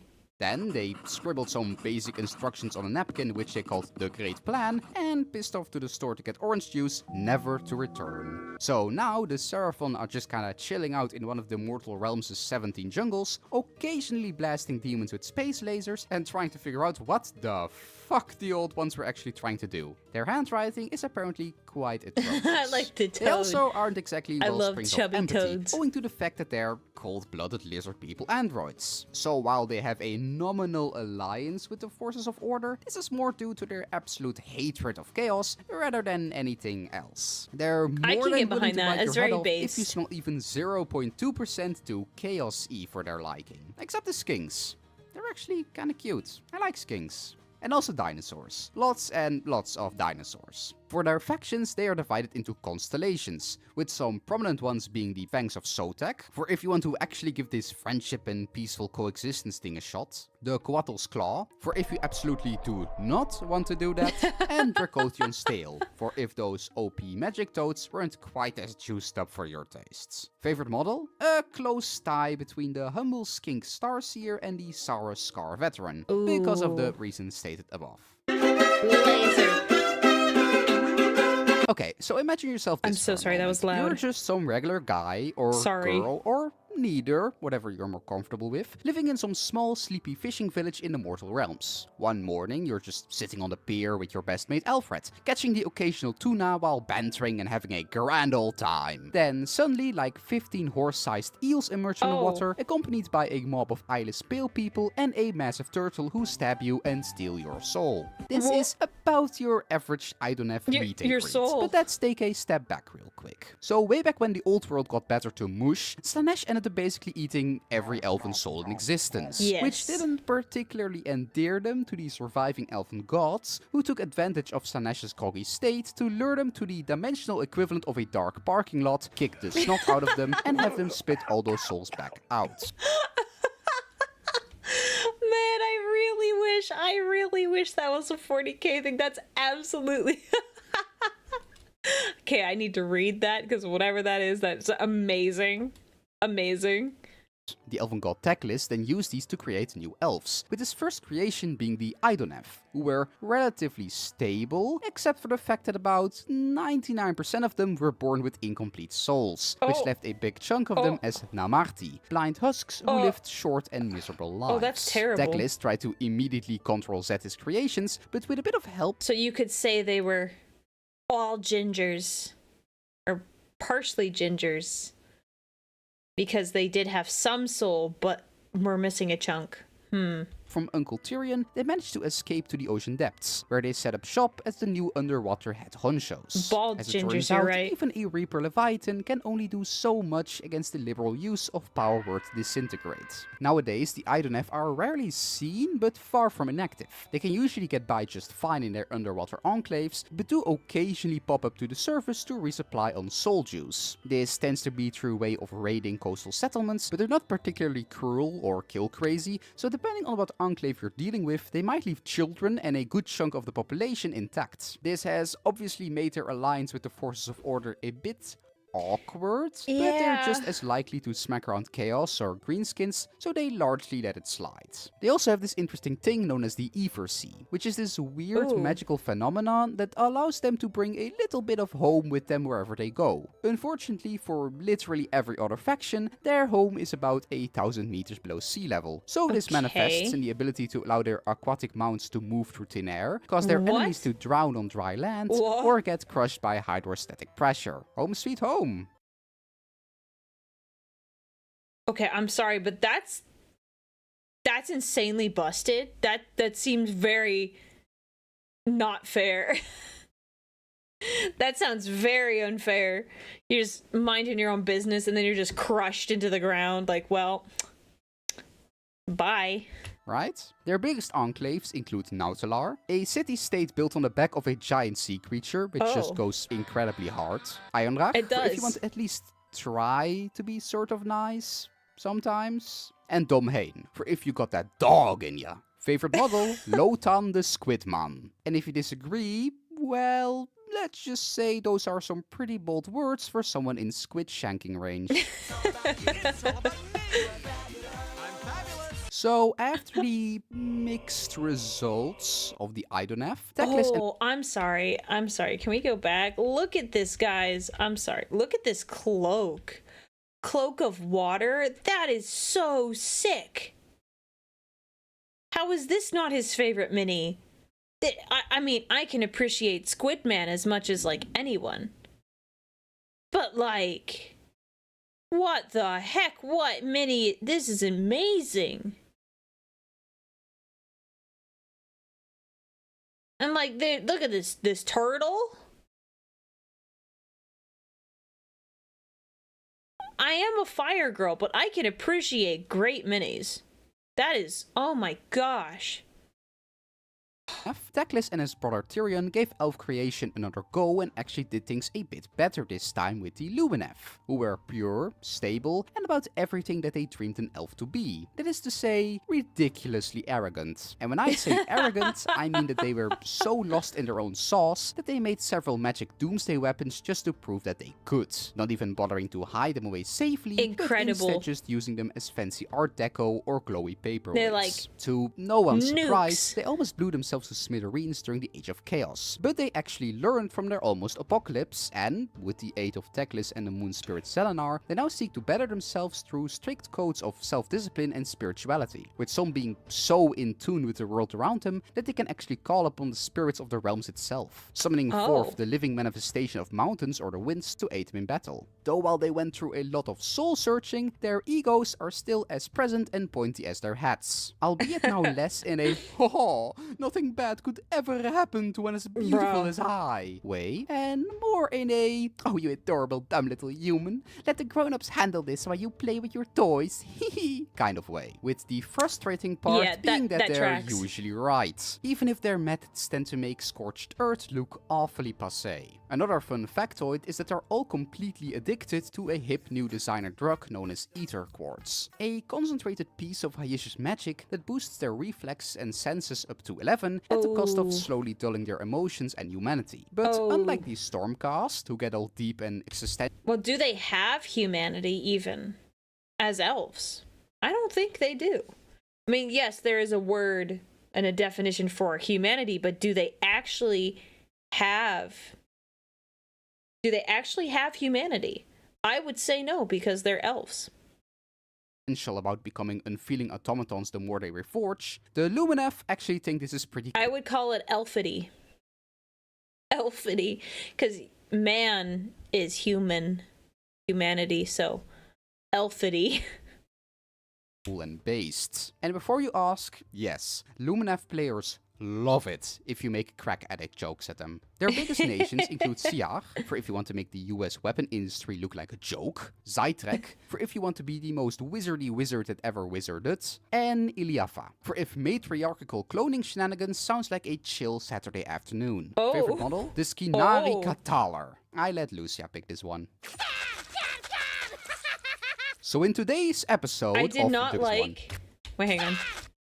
You guys, you could say she steals people's hearts. She steals people's hearts. Would you let her steal your heart?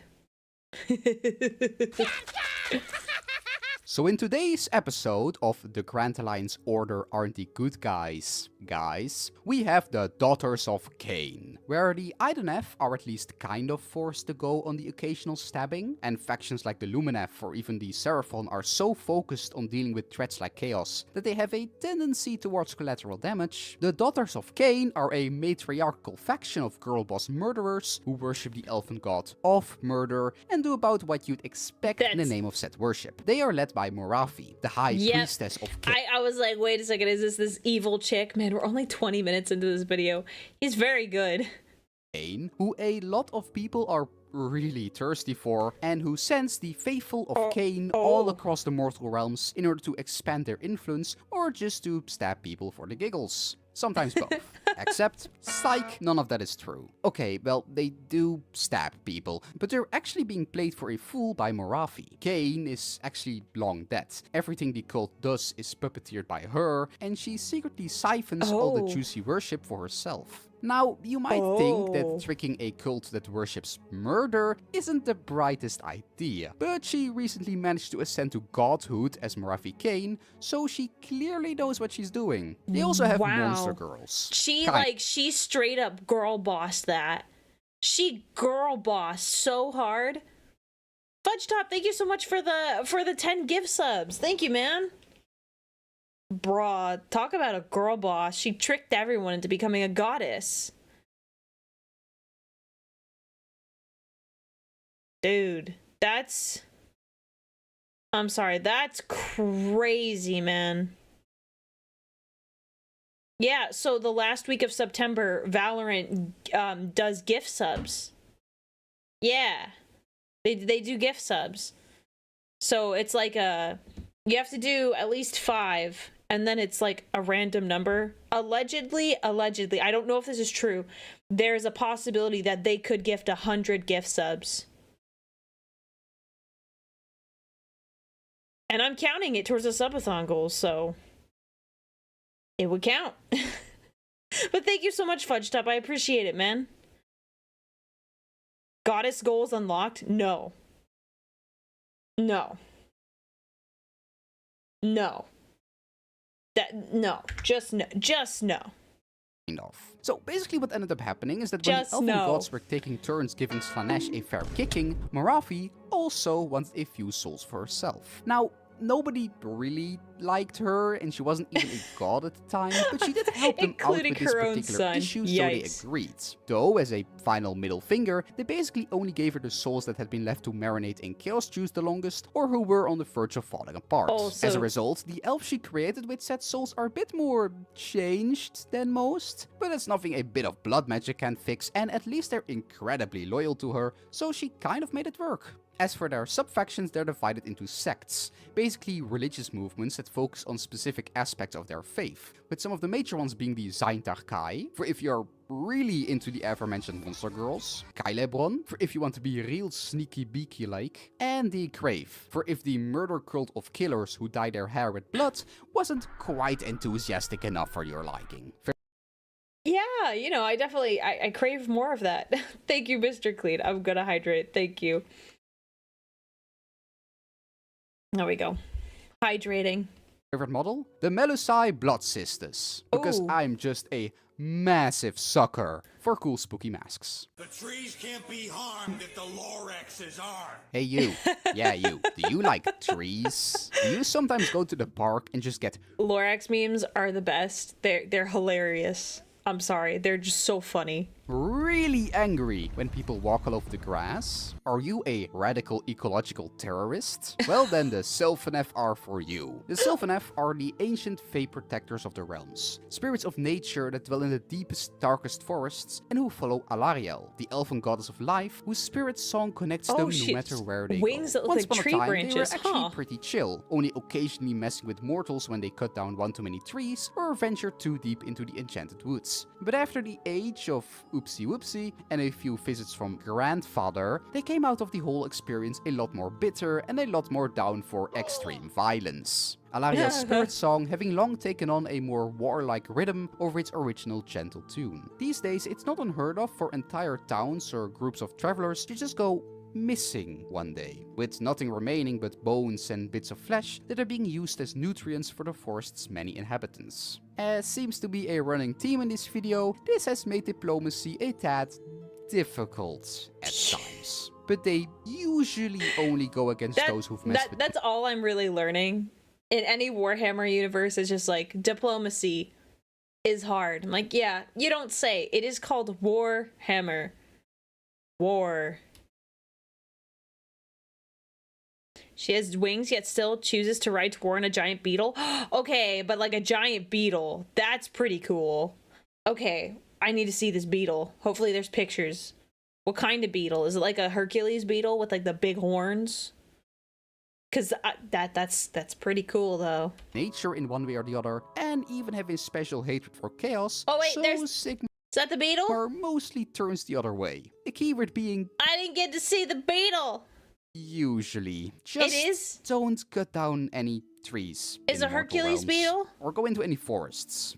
Ever. It's stuff like this why the KO prefer to stay so high up in the sky. For their sub-factions, they are divided into glades. A Let's sort see of if I can see a naturey picture of family it. who all share It got specific cut traits or off. traditions, with some of their biggest ones being the Gnarlwood, for if you're a lore-obsessed nerd. The Ironbark, for if you want to be besties with the dwarves, and thus incredibly based. And the Dreadwood. Just take a guess. Favorite Oh. model? The War Song Revenant. Because Bitch!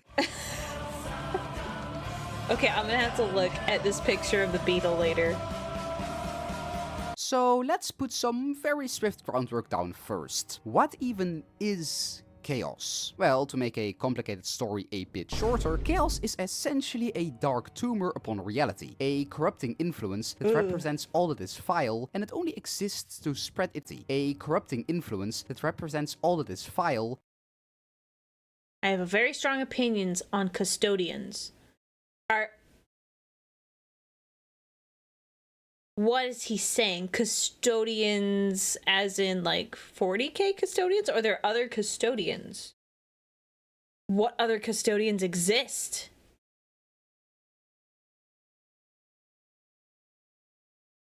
Yes, I see the beetle. I see the beetle. Thank you for sending me the beetle. It is Very complicated looking beetle. Oh, the bath. Oh, just like regular janitors. Oh, I got excited.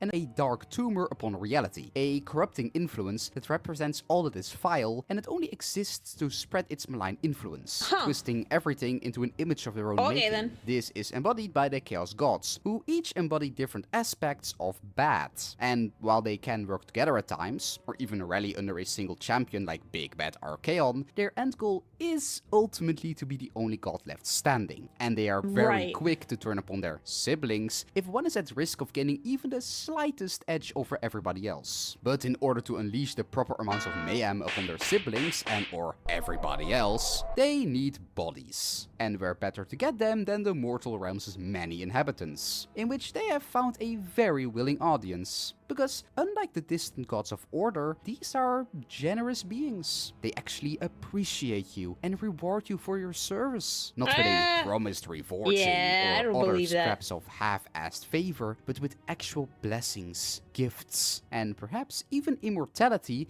if you play your cards right. However, for all their sweet talk, chaos is inherently corruptive and hate destructive. that art. You might find glory and power, but you might also be deemed too weak by the gods and forsaken. Why is Asmongold in this video? Why did he put Asmongold in his video? Okay. Or even earn their ire and have your soul be tormented by demons for eternity. But I figured it was a Nurgle mention, you don't get but anywhere I was like, without taking a chance, right? So why not spin that wheel and see where you end up? But that's enough yapping. Let's start off properly with... Hate you, you hate me, let's team up and kill Barney. So let's start off simple, at the ground floor of this chaotic pyramid, if you will. Where the cities of Sigmar are the regular schmoes of order, the slaves to darkness are in many ways their chaotic equivalent. These are your everyday tribesmen, cultists, and those who were ghosted by Sigmar during the Age of Chaos, who now serve far more benevolent masters. And while a lot of them worship a specific chaos god, a fair chunk of them align themselves with Chaos Undivided. Instead of picking one slice of the chaotic pie, they worship the entire bakery, worshipping chaos as a fundamental force of existence, rather than just a few squabbling gods. This has the benefit of not being shackled to the whims of a single demonic megalomaniac for all eternity, but does come with the caveat that since doling out blessings now requires an actual level of cooperation from the four banditos, they will be a bit less potent and take between 5 to 10 business days to be handed out. And maybe because of this, they tend to also be a bit more sane than your typical god-specific murder shocks. Of course, sane is a relative term when you're dealing with actual demons and eldritch gods, but many of them definitely lean to the more cautious side of things. For many, the chaos gods aren't their friends, but more of a means to an end. Now, obviously, with how corruptive chaos is, this approach can backfire in a multitude of ways, but it does make them a bit more interesting and human, rather than just "Rawr, me go kill babies" show off all things chaotic. He pretty much just really hates the gods and constantly gives them the finger. Archaon plays along at times, but that's only because he hates Sigmar more. The other gods know they're on his hit list, but since he's probably the most competent guy they got, there's not much they can do about it. So they keep giving Archie free stuff, which he in turn uses to pit them against each other and keep them squabbling, while he goes off and does his own thing. What an absolute lad. For the subfactions, you have a wide variety of warbands, hordes, and other nasties, with some prominent examples being the Dark Oath, for if you want to negotiate mates rates with an extra-dimensional deity, the Host of the Ever-Chosen, for if you want to polish up Archaon's breastplate at least twice a day, and the Idolators, for if you want to be a Jehovah's Witness, albeit considerably less evil. Favorite model? Archaon the Ever-Chosen. As if all my fawning over him didn't give the game away. Now, I'm really mad. So let's dive into our first chaos god. Khorne, the god of murder, bloodshed, rage, and just about everything you'd find on a— Hang on, I'm checking something. Still good. Sorry. I saw something that was like, error with stream, and I was like, oh shoot. a mid-tier metal album cover. Khorne is a simple god, but that's not a weakness. Blood for the blood god, skulls for the skull throne is his motto, and it speaks exactly to his straightforward appeal. Under his influence, life becomes a non-stop blur of bloodshed and violence. No complex thoughts, no insecurities, feelings of depression or inadequacy. There is only war, there is only murder, there is only blissful slaughter. Very Hell, Khorne straightforward. doesn't even care who it is you're currently beating to death with their own spine. Khorne does not care from whence the blood flows, so long as it does. If you're fighting, he's happy. Murder your enemies, murder your allies. Fuck it, who even cares? Just make sure you're doing it right. Khorne is quite a stickler for rules, so waving your little magic wand around and Yeah. imploding someone's liver is a big no-no. Grab a sword like It's not everyone like else. magic. Pansy. But despite his wanton violence, Khorne's followers aren't just mindless brutes. They're forged on the battlefield, and you don't make it very far on those without some tactical smarts. Sure, there might be plenty of warbands who just run at you and hit you with pieces of sharp metal until you're a red based, but there are equally as many who set up ambushes, use proper formations, or destroy a stronghold from within. Okay, and that's that pretty last cool. one might seem strange to you, I like given that. who we're talking about, but as with all worshippers of the chaotic goons, Khornes are many and varied. They have Okay, a I tendency like- to worm their way I like the fact that it's more like, hey, they have some intelligence behind them, because you never really think that about like the Khorne worshippers. They're just like stupid. into every facet of society, and while someone looking like The Rock's homicidal cousin won't sneak their way into a city, that's just the tip of the iceberg.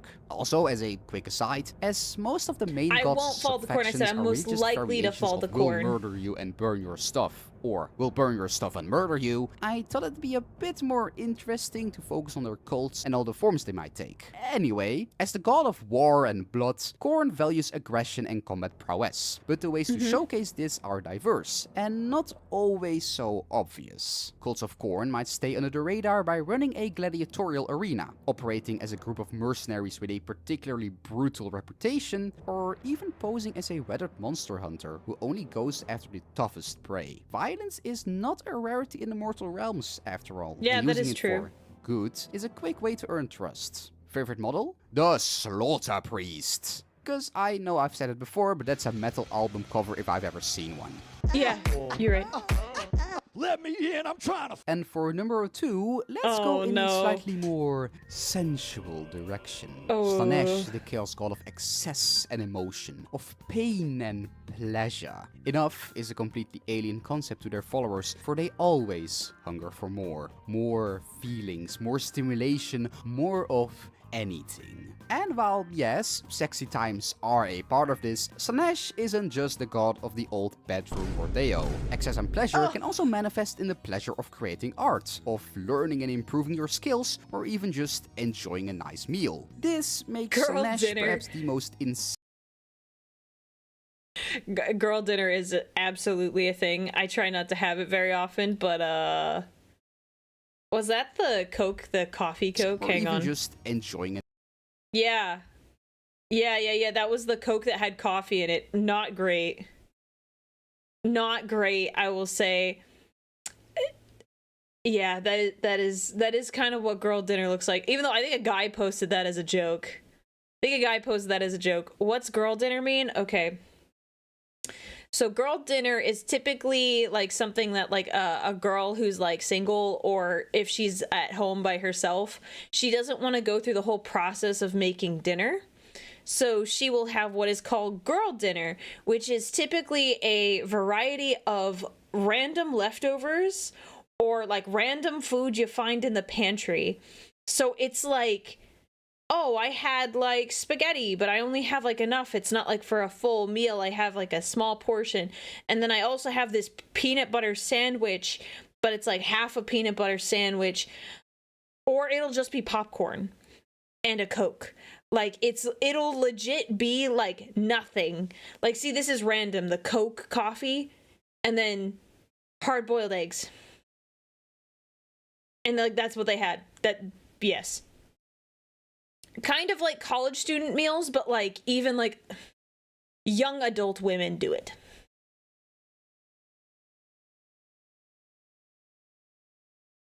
Yeah, I would assume that the hard-boiled eggs were already made in advance and they were already leftovers.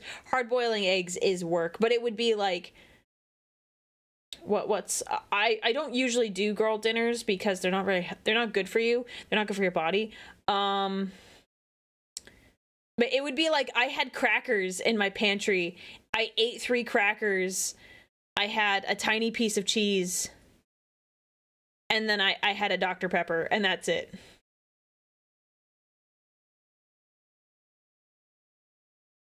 So, yeah. That's my understanding of girl dinner. So like what Froggy eats, it seems like Froggy has like actual meals. Because at least Froggy sometimes has like a chili or she has something else going on. What about guy dinners? I'm not a guy, so I can't speak to guy dinners, but I would usually imagine like guy dinners. When I think of a guy dinner, I think of like gym bro dinner where it's like an obscene amount of like protein with rice.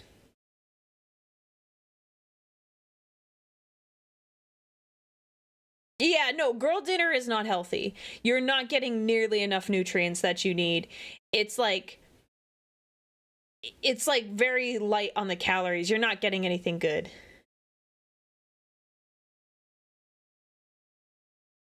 Anyways. Nice meal. This makes Slaanesh perhaps the most insidious of the Chaos Gods, because with Slaanesh, more than any other, to fall into their grips is to simply be human. We all indulge in excess in our lives, and it's with these little pleasures that Slaanesh tempts you, but soon the pleasure fades. The tastes become familiar, so you get creative. You keep pushing those boundaries, you turn that knob further and further until you're completely lost to they who thirst and spend the rest of your day snorting demon dust off the backs of elven prostitutes. Oh, you poor thing. As for recent events, Slaanesh is still locked in a dark basement by the elven gods, which means that the Horde Rat, the absolute bastard, has taken over their spot in the Pantheon. Being stuck in Luxembourg doesn't mean that they're powerless, however, as the chains are beginning to slip and their followers are still very active, with some trying to find their god and others trying to replace them. And on the subject of cults and cultists, Slaaneshes thrive in environments rich with excess and emotion. They might pose as bizarre art galleries with paintings so vibrant they hurt to look at, demanding martial arts schools that push perfection to its limits, or even as a charming nightlife personality who always knows where the best parties are. Favorite model? Cheekvault, Prince of Slaanesh. Oh yeah, that's right. He has the assless chaps. Uh-oh. Stinky.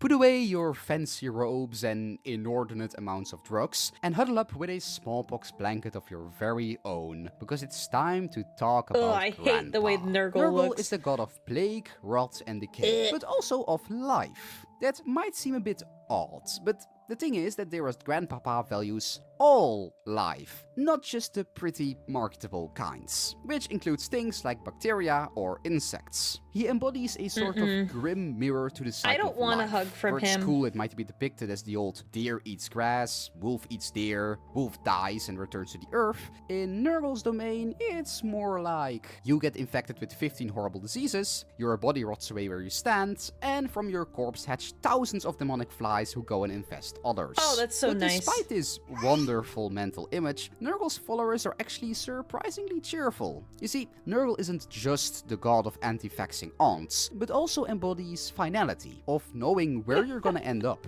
Death, not in the literal sense, we'll get to that, but in a more philosophical way. In Nurgle's care, there is no uncertainty or fear, and he's even nice enough to dull the ability to feel pain or discomfort. Granted, this pain was probably caused by him, and is the result of your guts turning to sludge, but it's the thought that I hate counts, this art. and it's what makes the covert crew equally cheery and nigh impossible to kill. And as an aside, this is also why they refer to him as Grandfather Nurgle. Most gods wouldn't go out of their way to lessen someone's suffering, so there is a genuine, if completely twisted, sense of love between Nurgle and his followers. As for cults, Nurgle is at its best in places where life and death are front and center. They might disguise themselves as a mysterious hospital in an area where disease runs rampant, a farmer whose grain tastes a bit odd, or even a religious order offering comfort to the suffering. Favorite model? Once again going to cop out and just say all of it.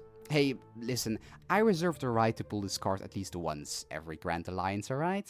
My machinations lay undetected for years, for I'm a master of Tzeentch, the changer of ways, the lord of sorcery, the ponderer of orbs. Bro. There's Cottontail, bro. The lord of sorcery, the ponderer of orbs. Tzeentch is the god of magic, change, and intrigue. And while change may seem like an abstract thing to be a god of, it maybe makes a bit more sense when you imagine that Tzeentch also embodies things like ambition and hope, both being a desire for things to be different and for the status quo to be uprooted, hopefully in your favor. Tzeentch thrives on constant change, but this is also why he and Nurgle don't get along, because where Nurgle is all about acceptance and stagnation, about the destination, Tzeentch is all about the journey, forever searching but never actually finding. For example, Tzeentch might empower your plot to kill a political rival, but instead of being able to sit on your golden throne, polishing your crown and having cocaine parties that would blow Slaaneish's androgynous tits off, you might then in turn get off yourself, which causes your entire faction to fall apart, and before you know it your country's embroiled in a civil war for the next century. Things keep a-changing, you get the idea. This is where Tzeentch thrives. Layers and layers of schemes and intrigue so Tzeentch watches VTubers that confirmed. I'm not unsurprising. Leads. But this isn't just for ideological reasons, like you could argue for some of the other gods, but just because Tzeentch thinks it's funny. More so than any other god, Tzeentch is in it purely for the love of the game. He doesn't really care who wins as long as it's entertaining. This comes with the consequence that he is just as likely to throw his own followers under the bus as he is to aid them, but hey, at least you get some cool magic powers out of the deal and it keeps you on your toes, right? As for his cults, arcane fuckery and backroom deals are the name of Tzeentch's game. So his followers might pose as intellectual gatherings, eccentric mages that eat your Gouda, or even as that one mysterious fortune teller whose predictions steer people's lives in weird and ominous trajectories. Favorite model? The Kyric Acolytes. Because there's nothing more Tzeentchy than going up against the wizard army, expecting to fight geriatric grey geezers, only to get thrown into the ring with a bunch of gym bros doing wrestling moves and getting leg dropped to death. The rats. So you got your demons and dark gods, but now get ready to chuck it all in the bin, because the rats are here to play, oh yay. The Skaven are probably the most unique thing GW has ever created. They're also probably the most terrible thing GW has ever created. But like, terrible in a positive sense, not in the, Yeah, the Skaven are a race of bipedal rat people whose entire society and psychology revolves around the idea that they're the center of the universe. And I don't mean that as in the Skaven race as a whole. Racial supremacy would be far too charitable a trait. No, I mean as in this specific individual Skaven. Every member of their race thinks that they're the hottest of hot shits. That everyone else around them sucks and are willing to do whatever it takes to win the top position. Betrayal is inevitable and paranoia is the name of the game. Did you drop your boss's favorite plate while cleaning? No, you didn't. It was actually Skitic over there. Did you mess up a crucial military mission? Nuh-uh. It's your subordinates who were too incompetent to follow your flawless orders. The only reason why they're even able to function as a society is because in the Skaven's long and extensive tier list of things they hate, everyone who isn't a Skaven ranks just above themselves, meaning that they direct just enough malice towards the rest of the universe that their entire civilization doesn't implode. And there's plenty of malice to go around. Yeah, this is Warpstone. It's pure crystallized chaos magic that the Skaven value above all else. It can be consumed for a quick, if uncontrolled burst of magical energy, or can be used as a powerful ritual reagent. And the Skaven use it to make nukes. Yeah. And guns. I would say they and make flamethrowers. And chlorine gas. All just because they hate you. They're all just such unrepentant little shits who care about nothing but themselves. I think they'll get to the horned rat. I don't know how you... weren't the worst thing to ever grace the mortal realms, their god, the Great Horned Rat, definitely takes that award front and center. He's the minor, currently major, after stealing Slaaneash's spot, Chaos God of... being an asshole. And that's literally just it. He's the embodiment of everything awful about the Skaven, except pumped to a million. Incredible. He gets just as much of a kick out of tormenting his own ratty followers as he does everyone else. And with how numerous these rat bastards are, there's always plenty of entertainment to go around. That's the perfect phrase for them, As for their sub-factions, they're divided into about 1 million bickering clans, though they usually fall into a few distinct categories known as the Great Clans, with some prominent examples being Clans Verminous, for if you want to send enough of your soldiers into the meat grinder to make the Eastern Front blush, Clans Pestilence, for if you really like Nurgle, but think that those few redeeming qualities are just taking it way too far, and Clans Scryer, for if you want to shoot lasers and gobble enough warp stone to OD a Vermin Lord. Favorite model? The Warlock Bombardier, because Skaven science superior, yes, yes! Rar, X3, what's this? Oh no. Oh gosh. I could have gone the whole rest of my night, week, month, life without ever having to have to hear that ever again. Oh, how am I doing? I just heard the cringe phrase in the original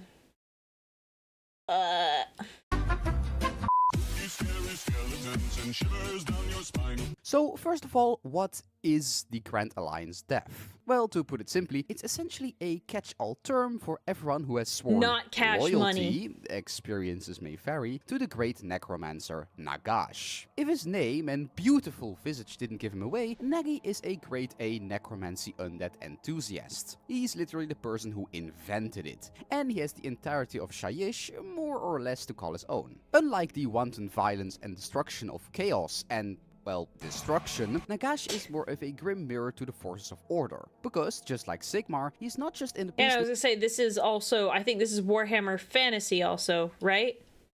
Of tearing stuff down, he's also trying to build something to last, a semblance of order in the madness of the mortal realms. Unfortunately, the way Nagi seeks to do this is by murdering every living thing in existence and raising them as unfeeling, unthinking, and completely obedient undead. His order is one of unchanging eternity, of death and dust. Ironically, for such a control freak, however, his forces don't always get things done as directly and orderly as you might expect, and free will might be a bit more important than Nagash gives it credit. But with that in mind, let's dive right into the undead masses, starting off with... So suck your dick, blood! So let's start off with the most classic. Okay, I've always wanted to make that reference. Like, oh, I want to suck, I mean blood, like... I'm sorry. I love that meme. It's hilarious, and every time I want to like do it, but it's not very say-so. It's not say-so of me, so I can't make that joke. I love that meme. It's so funny.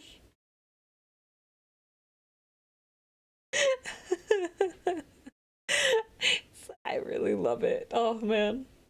The death factions. The Soulblight Brave Lords are exactly what you'd expect when you hear spooky undead murder Mardi Gras. Endless waves of skeletons and zombies shambling towards the living like a rotten tidal wave, with night terrors lurking in the shadows, ready to rip and tear through their prey. All commanded by an ancient vampire and their supporting cast of tier 3 necromancer subs. Now, vampires are... Where are my tier 3 necromancer subs at? I love the streamer references here. Where my tier 3's at. are about what you expect them to be. Pale nocturnal narcissists with an iron deficiency and a tendency for melodramatica. But they do have one interesting thing going for them. In a faction where just about everyone's intelligence rates just below that of a Twitch streamer, they have that most insidious of things, free will. Because as much as Nagi would turn your boat into They didn't have to call me out like that. You didn't have to call me out like that. soup for saying this, you can't just point your zombie horde in a general direction of the living and hope for a World War Z style takeover. You need some strategy and a way to keep those ranks comparatively fresh. Similarly, you can't just murder bomb a kingdom, plant your flag and expect it to stay conquered forever. That territory needs to be managed and defended.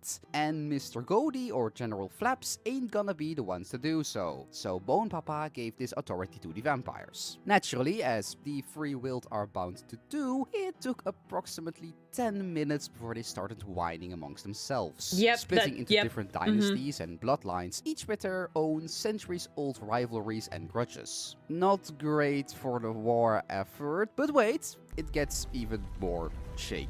Because they also did one of those other classical habits of free-willed individuals, actually thinking about things. Man, how dare you think? It didn't take long for the vamps to realize that if everyone were to die, they're going to have to start skipping a few meals. So while they still pay Nagash plenty of lip service, a fair few of them are quietly looking for ways to ease his grip a bit, and maybe claw themselves a bit of independence, with varying levels of success. As for sub-factions, these blood-sipping bastards are divided into the aforementioned dynasties, vampiric families that share specific traits or cultural bits and bobs, with some prominent examples including the Vrykos, for if you're #Team Jacob, the Avengori, for if you're an appreciator of creatures of a monstrous nature, and the Castellai, for if you wish to study the blade and suffer no shameful displays. Favorite model? Nagash. Because if I didn't put him somewhere in this video, he'd probably send skeletons to my house to beat me to death with hockey sticks.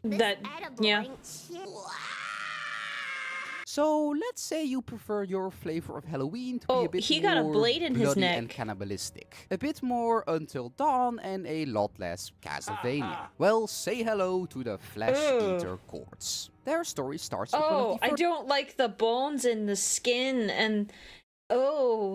First vampires. A hot and cool gentleman by the name of Ushuran. Obviously, being cool and generally kinda nice, he managed to piss Nagash off. Maybe because he still had his nose and Nagi got jealous. Either way, the big man cursed Ushuran with looking like your alcoholic mother and threw him in a big tower with funhouse mirrors. This naturally caused him to go completely bonkers, until the tower eventually got knocked over, Ushuran escaped, and he created his own smelly lineage of ghouls and vamps. Yikes. But here's where things get a bit more interesting. These ghouls might be disgusting murder gremlins ripping people apart with their bare hands, but they don't see it that way. In their minds, they are heroes. Armor glistening in the sun as they strike their enemies down with courage and honor. Ushuran didn't just pass down his good looks to his childer, he gifted them a little shared piece of madness. Where we see horrible bat-winged monstrosities, deranged gibbering Nosferatus, and Redditors, they see divine angelic warriors, holy priests, manifesting miracles left and right,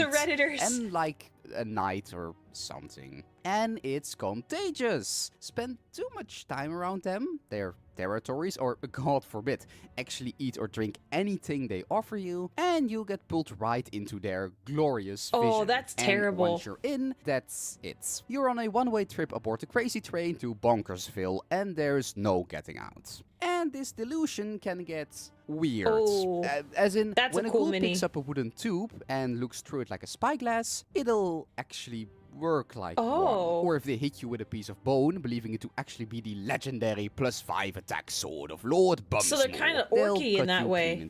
It's like the universe asks them for a source, and they hit it with the old Armstrong special, and the universe just goes, hey, alright, whatever. I did the Armstrong on this. I made it up.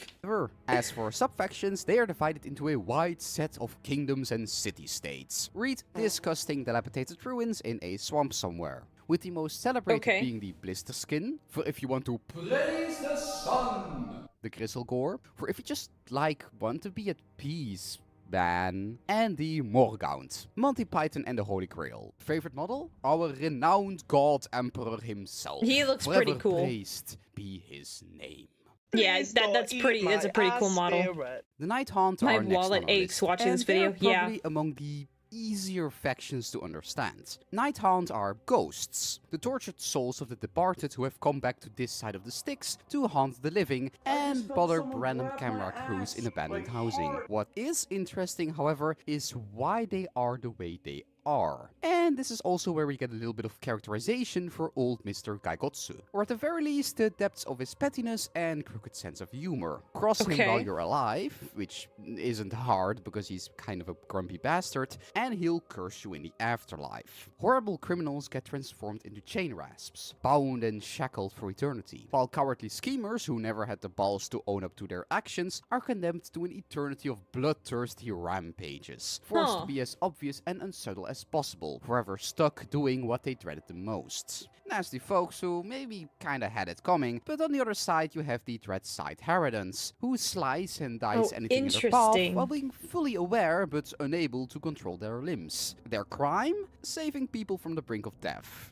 Something that the god he would hate that. He would absolutely hate that. Appreciate. This twisted justice means that every Night Haunt has their own unique and probably quite depressing backstory. So if you're into making up your own narratives and are a fan of dark depressing media, this is your ghostly gang. As for their subfactions, they are divided into processions, spectral legions that have a bad habit they're of possessions. just Okay, I like that somewhere name. and causing a lot of trouble wherever they do. With some notable examples, including the Emerald Host, for if you're a 10-month sub to Lady Olinder's OnlyFans, the Scarlet Doom, for if you're angry, and the Quicksilver Dead, for if you want to murder fools but look absolutely fabulous while doing it. Favorite model? Lady Olinda, because I am one of those 10 months OnlyFans subs.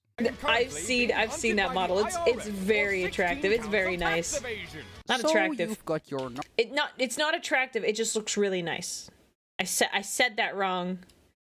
narcissistic Nosferatus, your rampaging murder hobos, and your depressed ghosts. But do you know what's really important? What actually matters? Taxes. And the Ossiarch Bone Reapers know this, and they will make sure you pay up. The Ossiarch Bone Reapers, or OBR for short, are in many ways Nagash's response to the Stormcast Eternals, his own special legion of undead super soldiers, crafted body and soul specifically to serve him. The Each one bones is from their meticulously head. crafted for a specific role, Ooh. from no-brainers like soldiers, strategists, and mages, to more unexpected things like architects and craftsmen. But no matter what tricks they're best at, they are all unflinchingly loyal to Nagash. However, soul shaping and constructing isn't a perfect science, and bits and pieces of individual personality can start seeping through. This means that while they look like a bunch of typical emotionless skellies, they're actually sentient beings with thoughts and emotions. Ironically, just like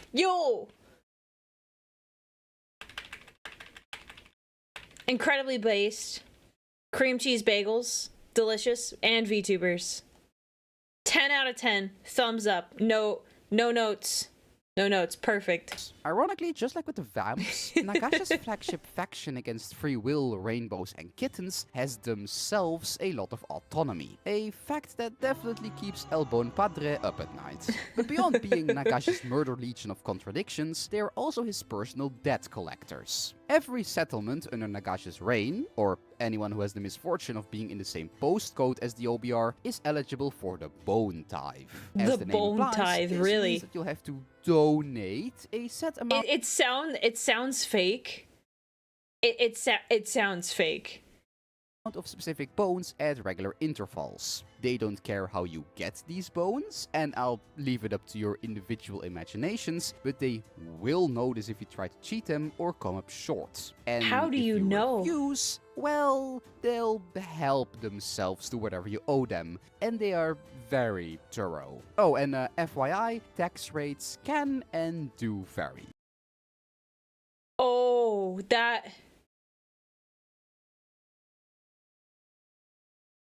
that's terrible. Holy cow, that is what? The taxes that they crave the bones. Okay, bones be craving. It's like the cheese tax. This is worse than the cheese tax.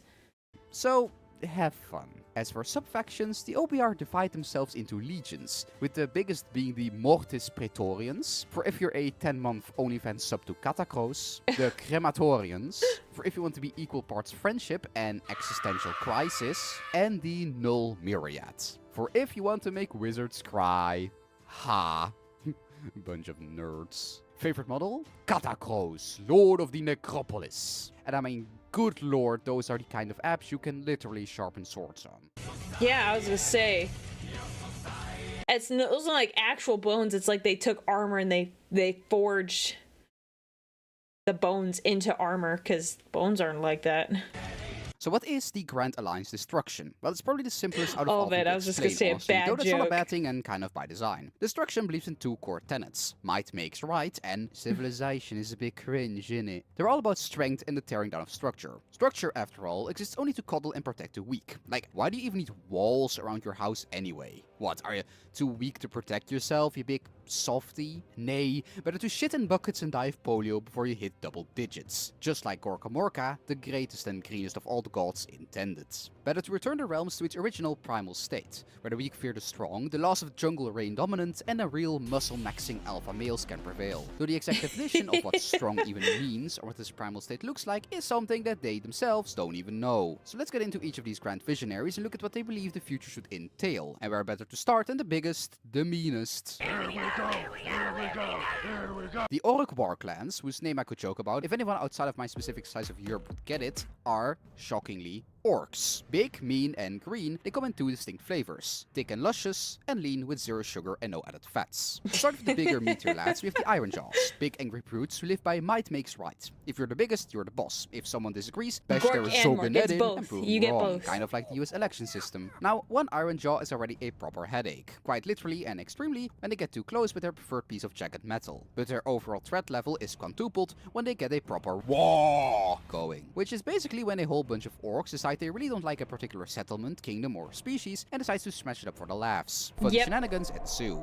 And on the other hand of this murderous coin, you have the bad Turadin, we have the Cruel Boys. We're a bit scrawnier than your regular orc, but make up for it with trickery, actual tactics, and sheer undiluted bastardry. They go for just about every shitty trick or MLL marketing scheme in the book to reach their goals, which can range from conjuring ancient swamp magic to beguile and misdirect their foes, to pissing in the local water supply and switching your heart medication for vitamin gummies. And don't let their slutty wastes distract you from the fact that they are still orcs, and can still punch your teeth through the back of your head blindfolded. As for the sub-factions, we're going 2 for 2. For the Iron Jaws, you got the Iron Sons, for if you want to employ the heights of big thinking, like using favorable weather or flanking. And the Sky Bashes, for if you want to yar har fiddle wah. And for the Cruel Boys, we have the Grinnin' Blades, for if you're a big fan of stealth survival horror, where you're the whore. And the Big Yellers, for if you're coked up on so much gamer subs, you can 360 no-scope snipe a rat's left testicle from half a mile away. Favorite model? Ghoul Dan and Little Dan. He's a little guy. He's just a little guy. He's just a little guy. So what if you like the backhanded sneakiness of the Cruel Boys, but wanted to drop even more mass and calories? You got and the also brick haven't in gone there. outside and let the sun touch your skin in the last 7 years. Well, we got goblins. The Gloomspite Gyuts are the great green legions of the dark places of the world. Endless hordes of little green guys who might not have the physique or durability of their larger cousins, but every bit of cruelty and more to boot. They worship the Bad Moon, a sort of weird smiling fear and hunger looking ass thing that is unfortunately very much real and has a bad habit of just kind of appearing in random places. And immediately causing a hell of a lot of mayhem, madness, and mushrooms. I hate that. That's lots terrible. and lots of mushrooms. A gift to all the champignon fans in the audience, you'll get a real kick out of their minis. Though a big part of this complete pandemonium that George the Big Friendly Moon causes is because of the gobos themselves, who religiously chase the thing around and are attracted to its horrible glow like a bunch of terrible green moths. And a bunch of inventive moths at that, being at the general bottom of the destruction food chain and, well,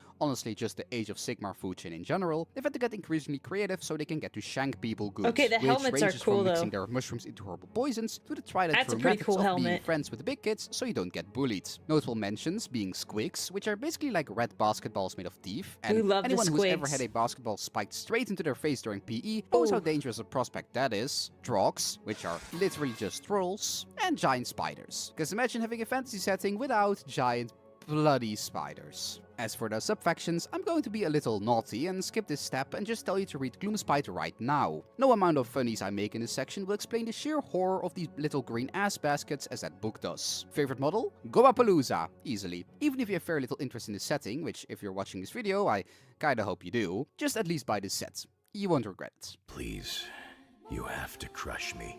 So once upon a ye olden time, there was a very big dude known as Behemoth, who was Gorka Morka's best mate. The two got up to all sort of dastardly mischief until one day Morka Gorka thought it'd be funny to ask Behemoth to give Siggy a little poke. Sigmar being Sigmar, that is to say, him, completely cold-clocked Behemoth into a coma so hard he didn't wake up for 1,000 years. And then smaller, but still very huge versions of himself crawled out of his mouth, known as the Gargants, and immediately got up to all sorts of trouble. Now, the Gargants aren't really a unified force, even for the So is his body still laying around somewhere? They really all just spend their time meandering about and doing whatever the hells they feel like. I mean, just one of them can punt a greater demon like they're a weird immaterial football. Are you really gonna expect We them were to talking follow about these guys. Oh. Occasionally, a few of them might band together or team up with other forces, offering them free food and drinks, but even then this is considered a pretty risky deal, as you're more giving them suggestions than holding even the slightest shred of actual power over them. They're also all food fetishists. This is canon. What? It's in the lore. Literally everything in their culture is named after feet. It's kinda weird, and also smelly. Also, as the idea of a sub-faction for these guys is laughable at best, since that would require the barest semblance of administration, and pants-scrappingly terrifying for the rest of the universe at worst, I will instead regale you with some of their favorite pastimes. Man-skittles. A game for risky thrill seekers. Whenever you're on the battlefield and there's a big clump of little folks together, grab something big, like a rock, big animal, building, whatever, and try to knock out as many people with a single throw. Tank tipping. So the cities of Sigmar have these tanks, right? Wouldn't it be funny to see how far you can kick those? Wake belching. A favorite of mercenaries who are bored on nights where there's nothing to stomp. Burp as loud as you can in the middle of a settlement and try to wake up as many people in one go as you can. Favorite model? The big one.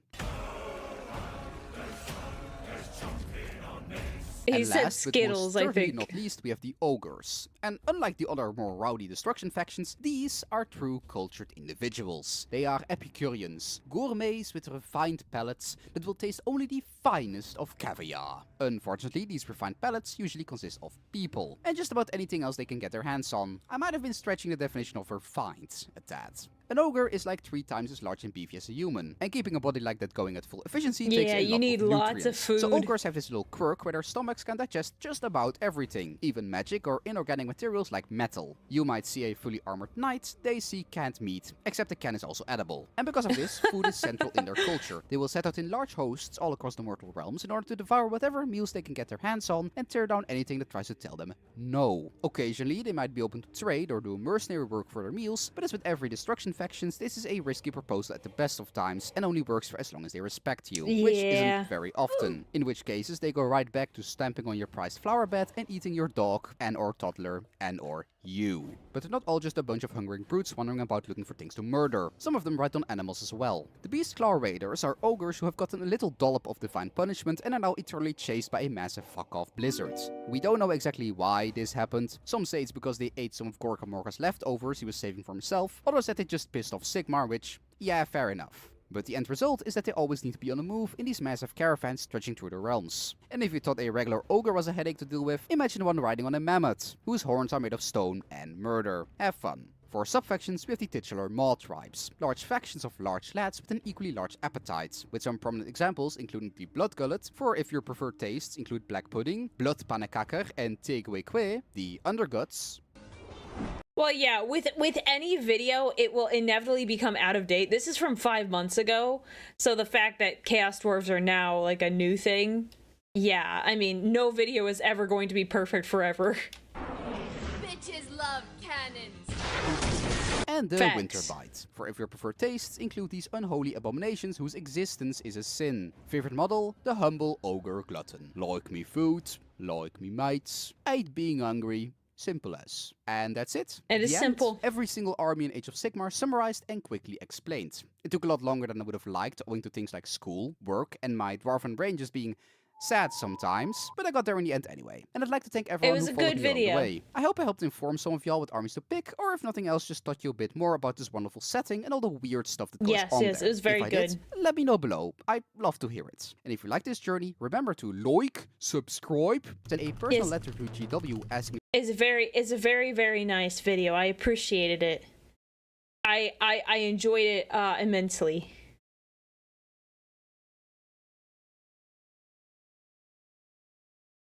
But yeah, it was a good video. And I've learned much more about Age of Sigmar, because I knew a little bit. But I didn't know a lot, I won't lie. I did not know very much. Here, we're gonna turn the chill background music on. Ooh. It's very loud in my ears there for a second. But yes, I like that video. Please go follow and like that video. It was nice. And yeah, no video is ever going to be perfect, especially like you can't know what GW is going to release sometimes. Like, well, the French have returned. Yeah, the French are back in the music, in the background, but it's a very, very, very Expedition 33's got like very, very fantasy vibes, so it's all good. It's all good. Yes, it's very nice. It's very nice. It's okay, Shadow, don't worry. I'm gonna put it in the description. It's okay. I'll be just fine, don't worry. But yeah, that was pretty good. I don't have much more for you guys because I need to play that first like introduction of like Vermintide before tomorrow. So I gotta get on that. I gotta do that. And oh my gosh, wow. We are so close.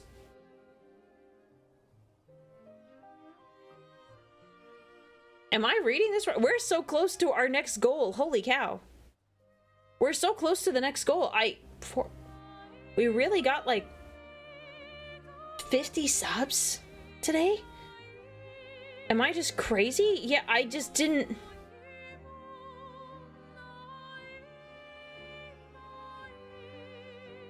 Yeah, I guess if you add them up, it all adds up. We're really close then. We're really close to the next goal, which is Warhammer Aurelia fantasy art. It'll be cool. Wow. Well, thank you guys. This is awesome. I wasn't expecting this. I just like looked over and I was like, oh, because I wasn't looking at my screen. I didn't see how many we had. So thank you guys. We are very, very close now. No.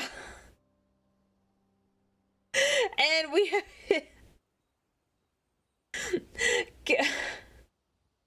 Canadian Slaughter, thank you so much for the 10 gift subs. We have now officially hit our goal. I will be working to get that commission started as soon as possible. I think the artist is going to be available soon, so I think we'll do that. Thank you very much. That's so thoughtful of you. Thank you. Thank you. I'll put this one. Let me put the next one up. There you go. Most of these are the stretch goals. Most of these are stretch goals. And so the next one is Aurelia for a week. And for those of you who don't know what Aurelia looks like, the hair gets weird, but she looks like this. Anyways, you get her for a whole week. You get her for a whole week. That's the next milestone. So all of my streams, instead of this model, it'll be the other one. Yeah, very Vampire Count-esque. That's for sure. That is for sure. Then the future ones, we're getting Sanguinius Aurelia art commission. I will paint a Skaven mini, otherwise what I will call Rat-relia. So I'll do it so it looks like me. And then we have some ASMR streams, and then a karaoke stream. Then an ASMR stream that's Warhammer themed. I have an idea. No, not Lady Malice. No. No, that's different. That's different. That's very, very different. Very different, guys. Oh, man. In any case, I need to go play Vermintide. Tomorrow, I shall become the Rat Queen or the Purger of Rats, you know, whichever one you want it to be. And I will be playing with my friend Froggy PhD tomorrow at 10 a.m. Pacific time. So that should be an absolute blast. I've never played before, so be nice to me.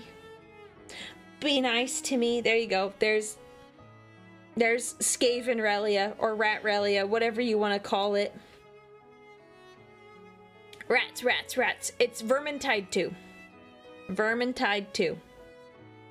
Yeah, on the Discord server, I have all of my streams are like posted there, going live stuff, so you can know right when I play it. So we're gonna do that, and it's gonna be fun, and yeah, it'll be a good time. So I don't have anything more. I don't think we're gonna do a raid out because I need to do things, but that's okay. We'll probably raid out sometime tomorrow. So thank you all for joining me. Thank you for your patience. I am so sorry that things were delayed, but hey, at least we got to build our minis. I will prime them and paint them prior to our next stream. Well, prior to the next painting stream. We will see if I play Dwarfrelia. I'm deciding what I want to play. But in the meantime, please do not skip leg day. It's very important for your health. And I will see you all tomorrow. Thank you guys for your support and just hanging out with me, having a chiller stream. I appreciate you all, and I will see you all tomorrow. Bye.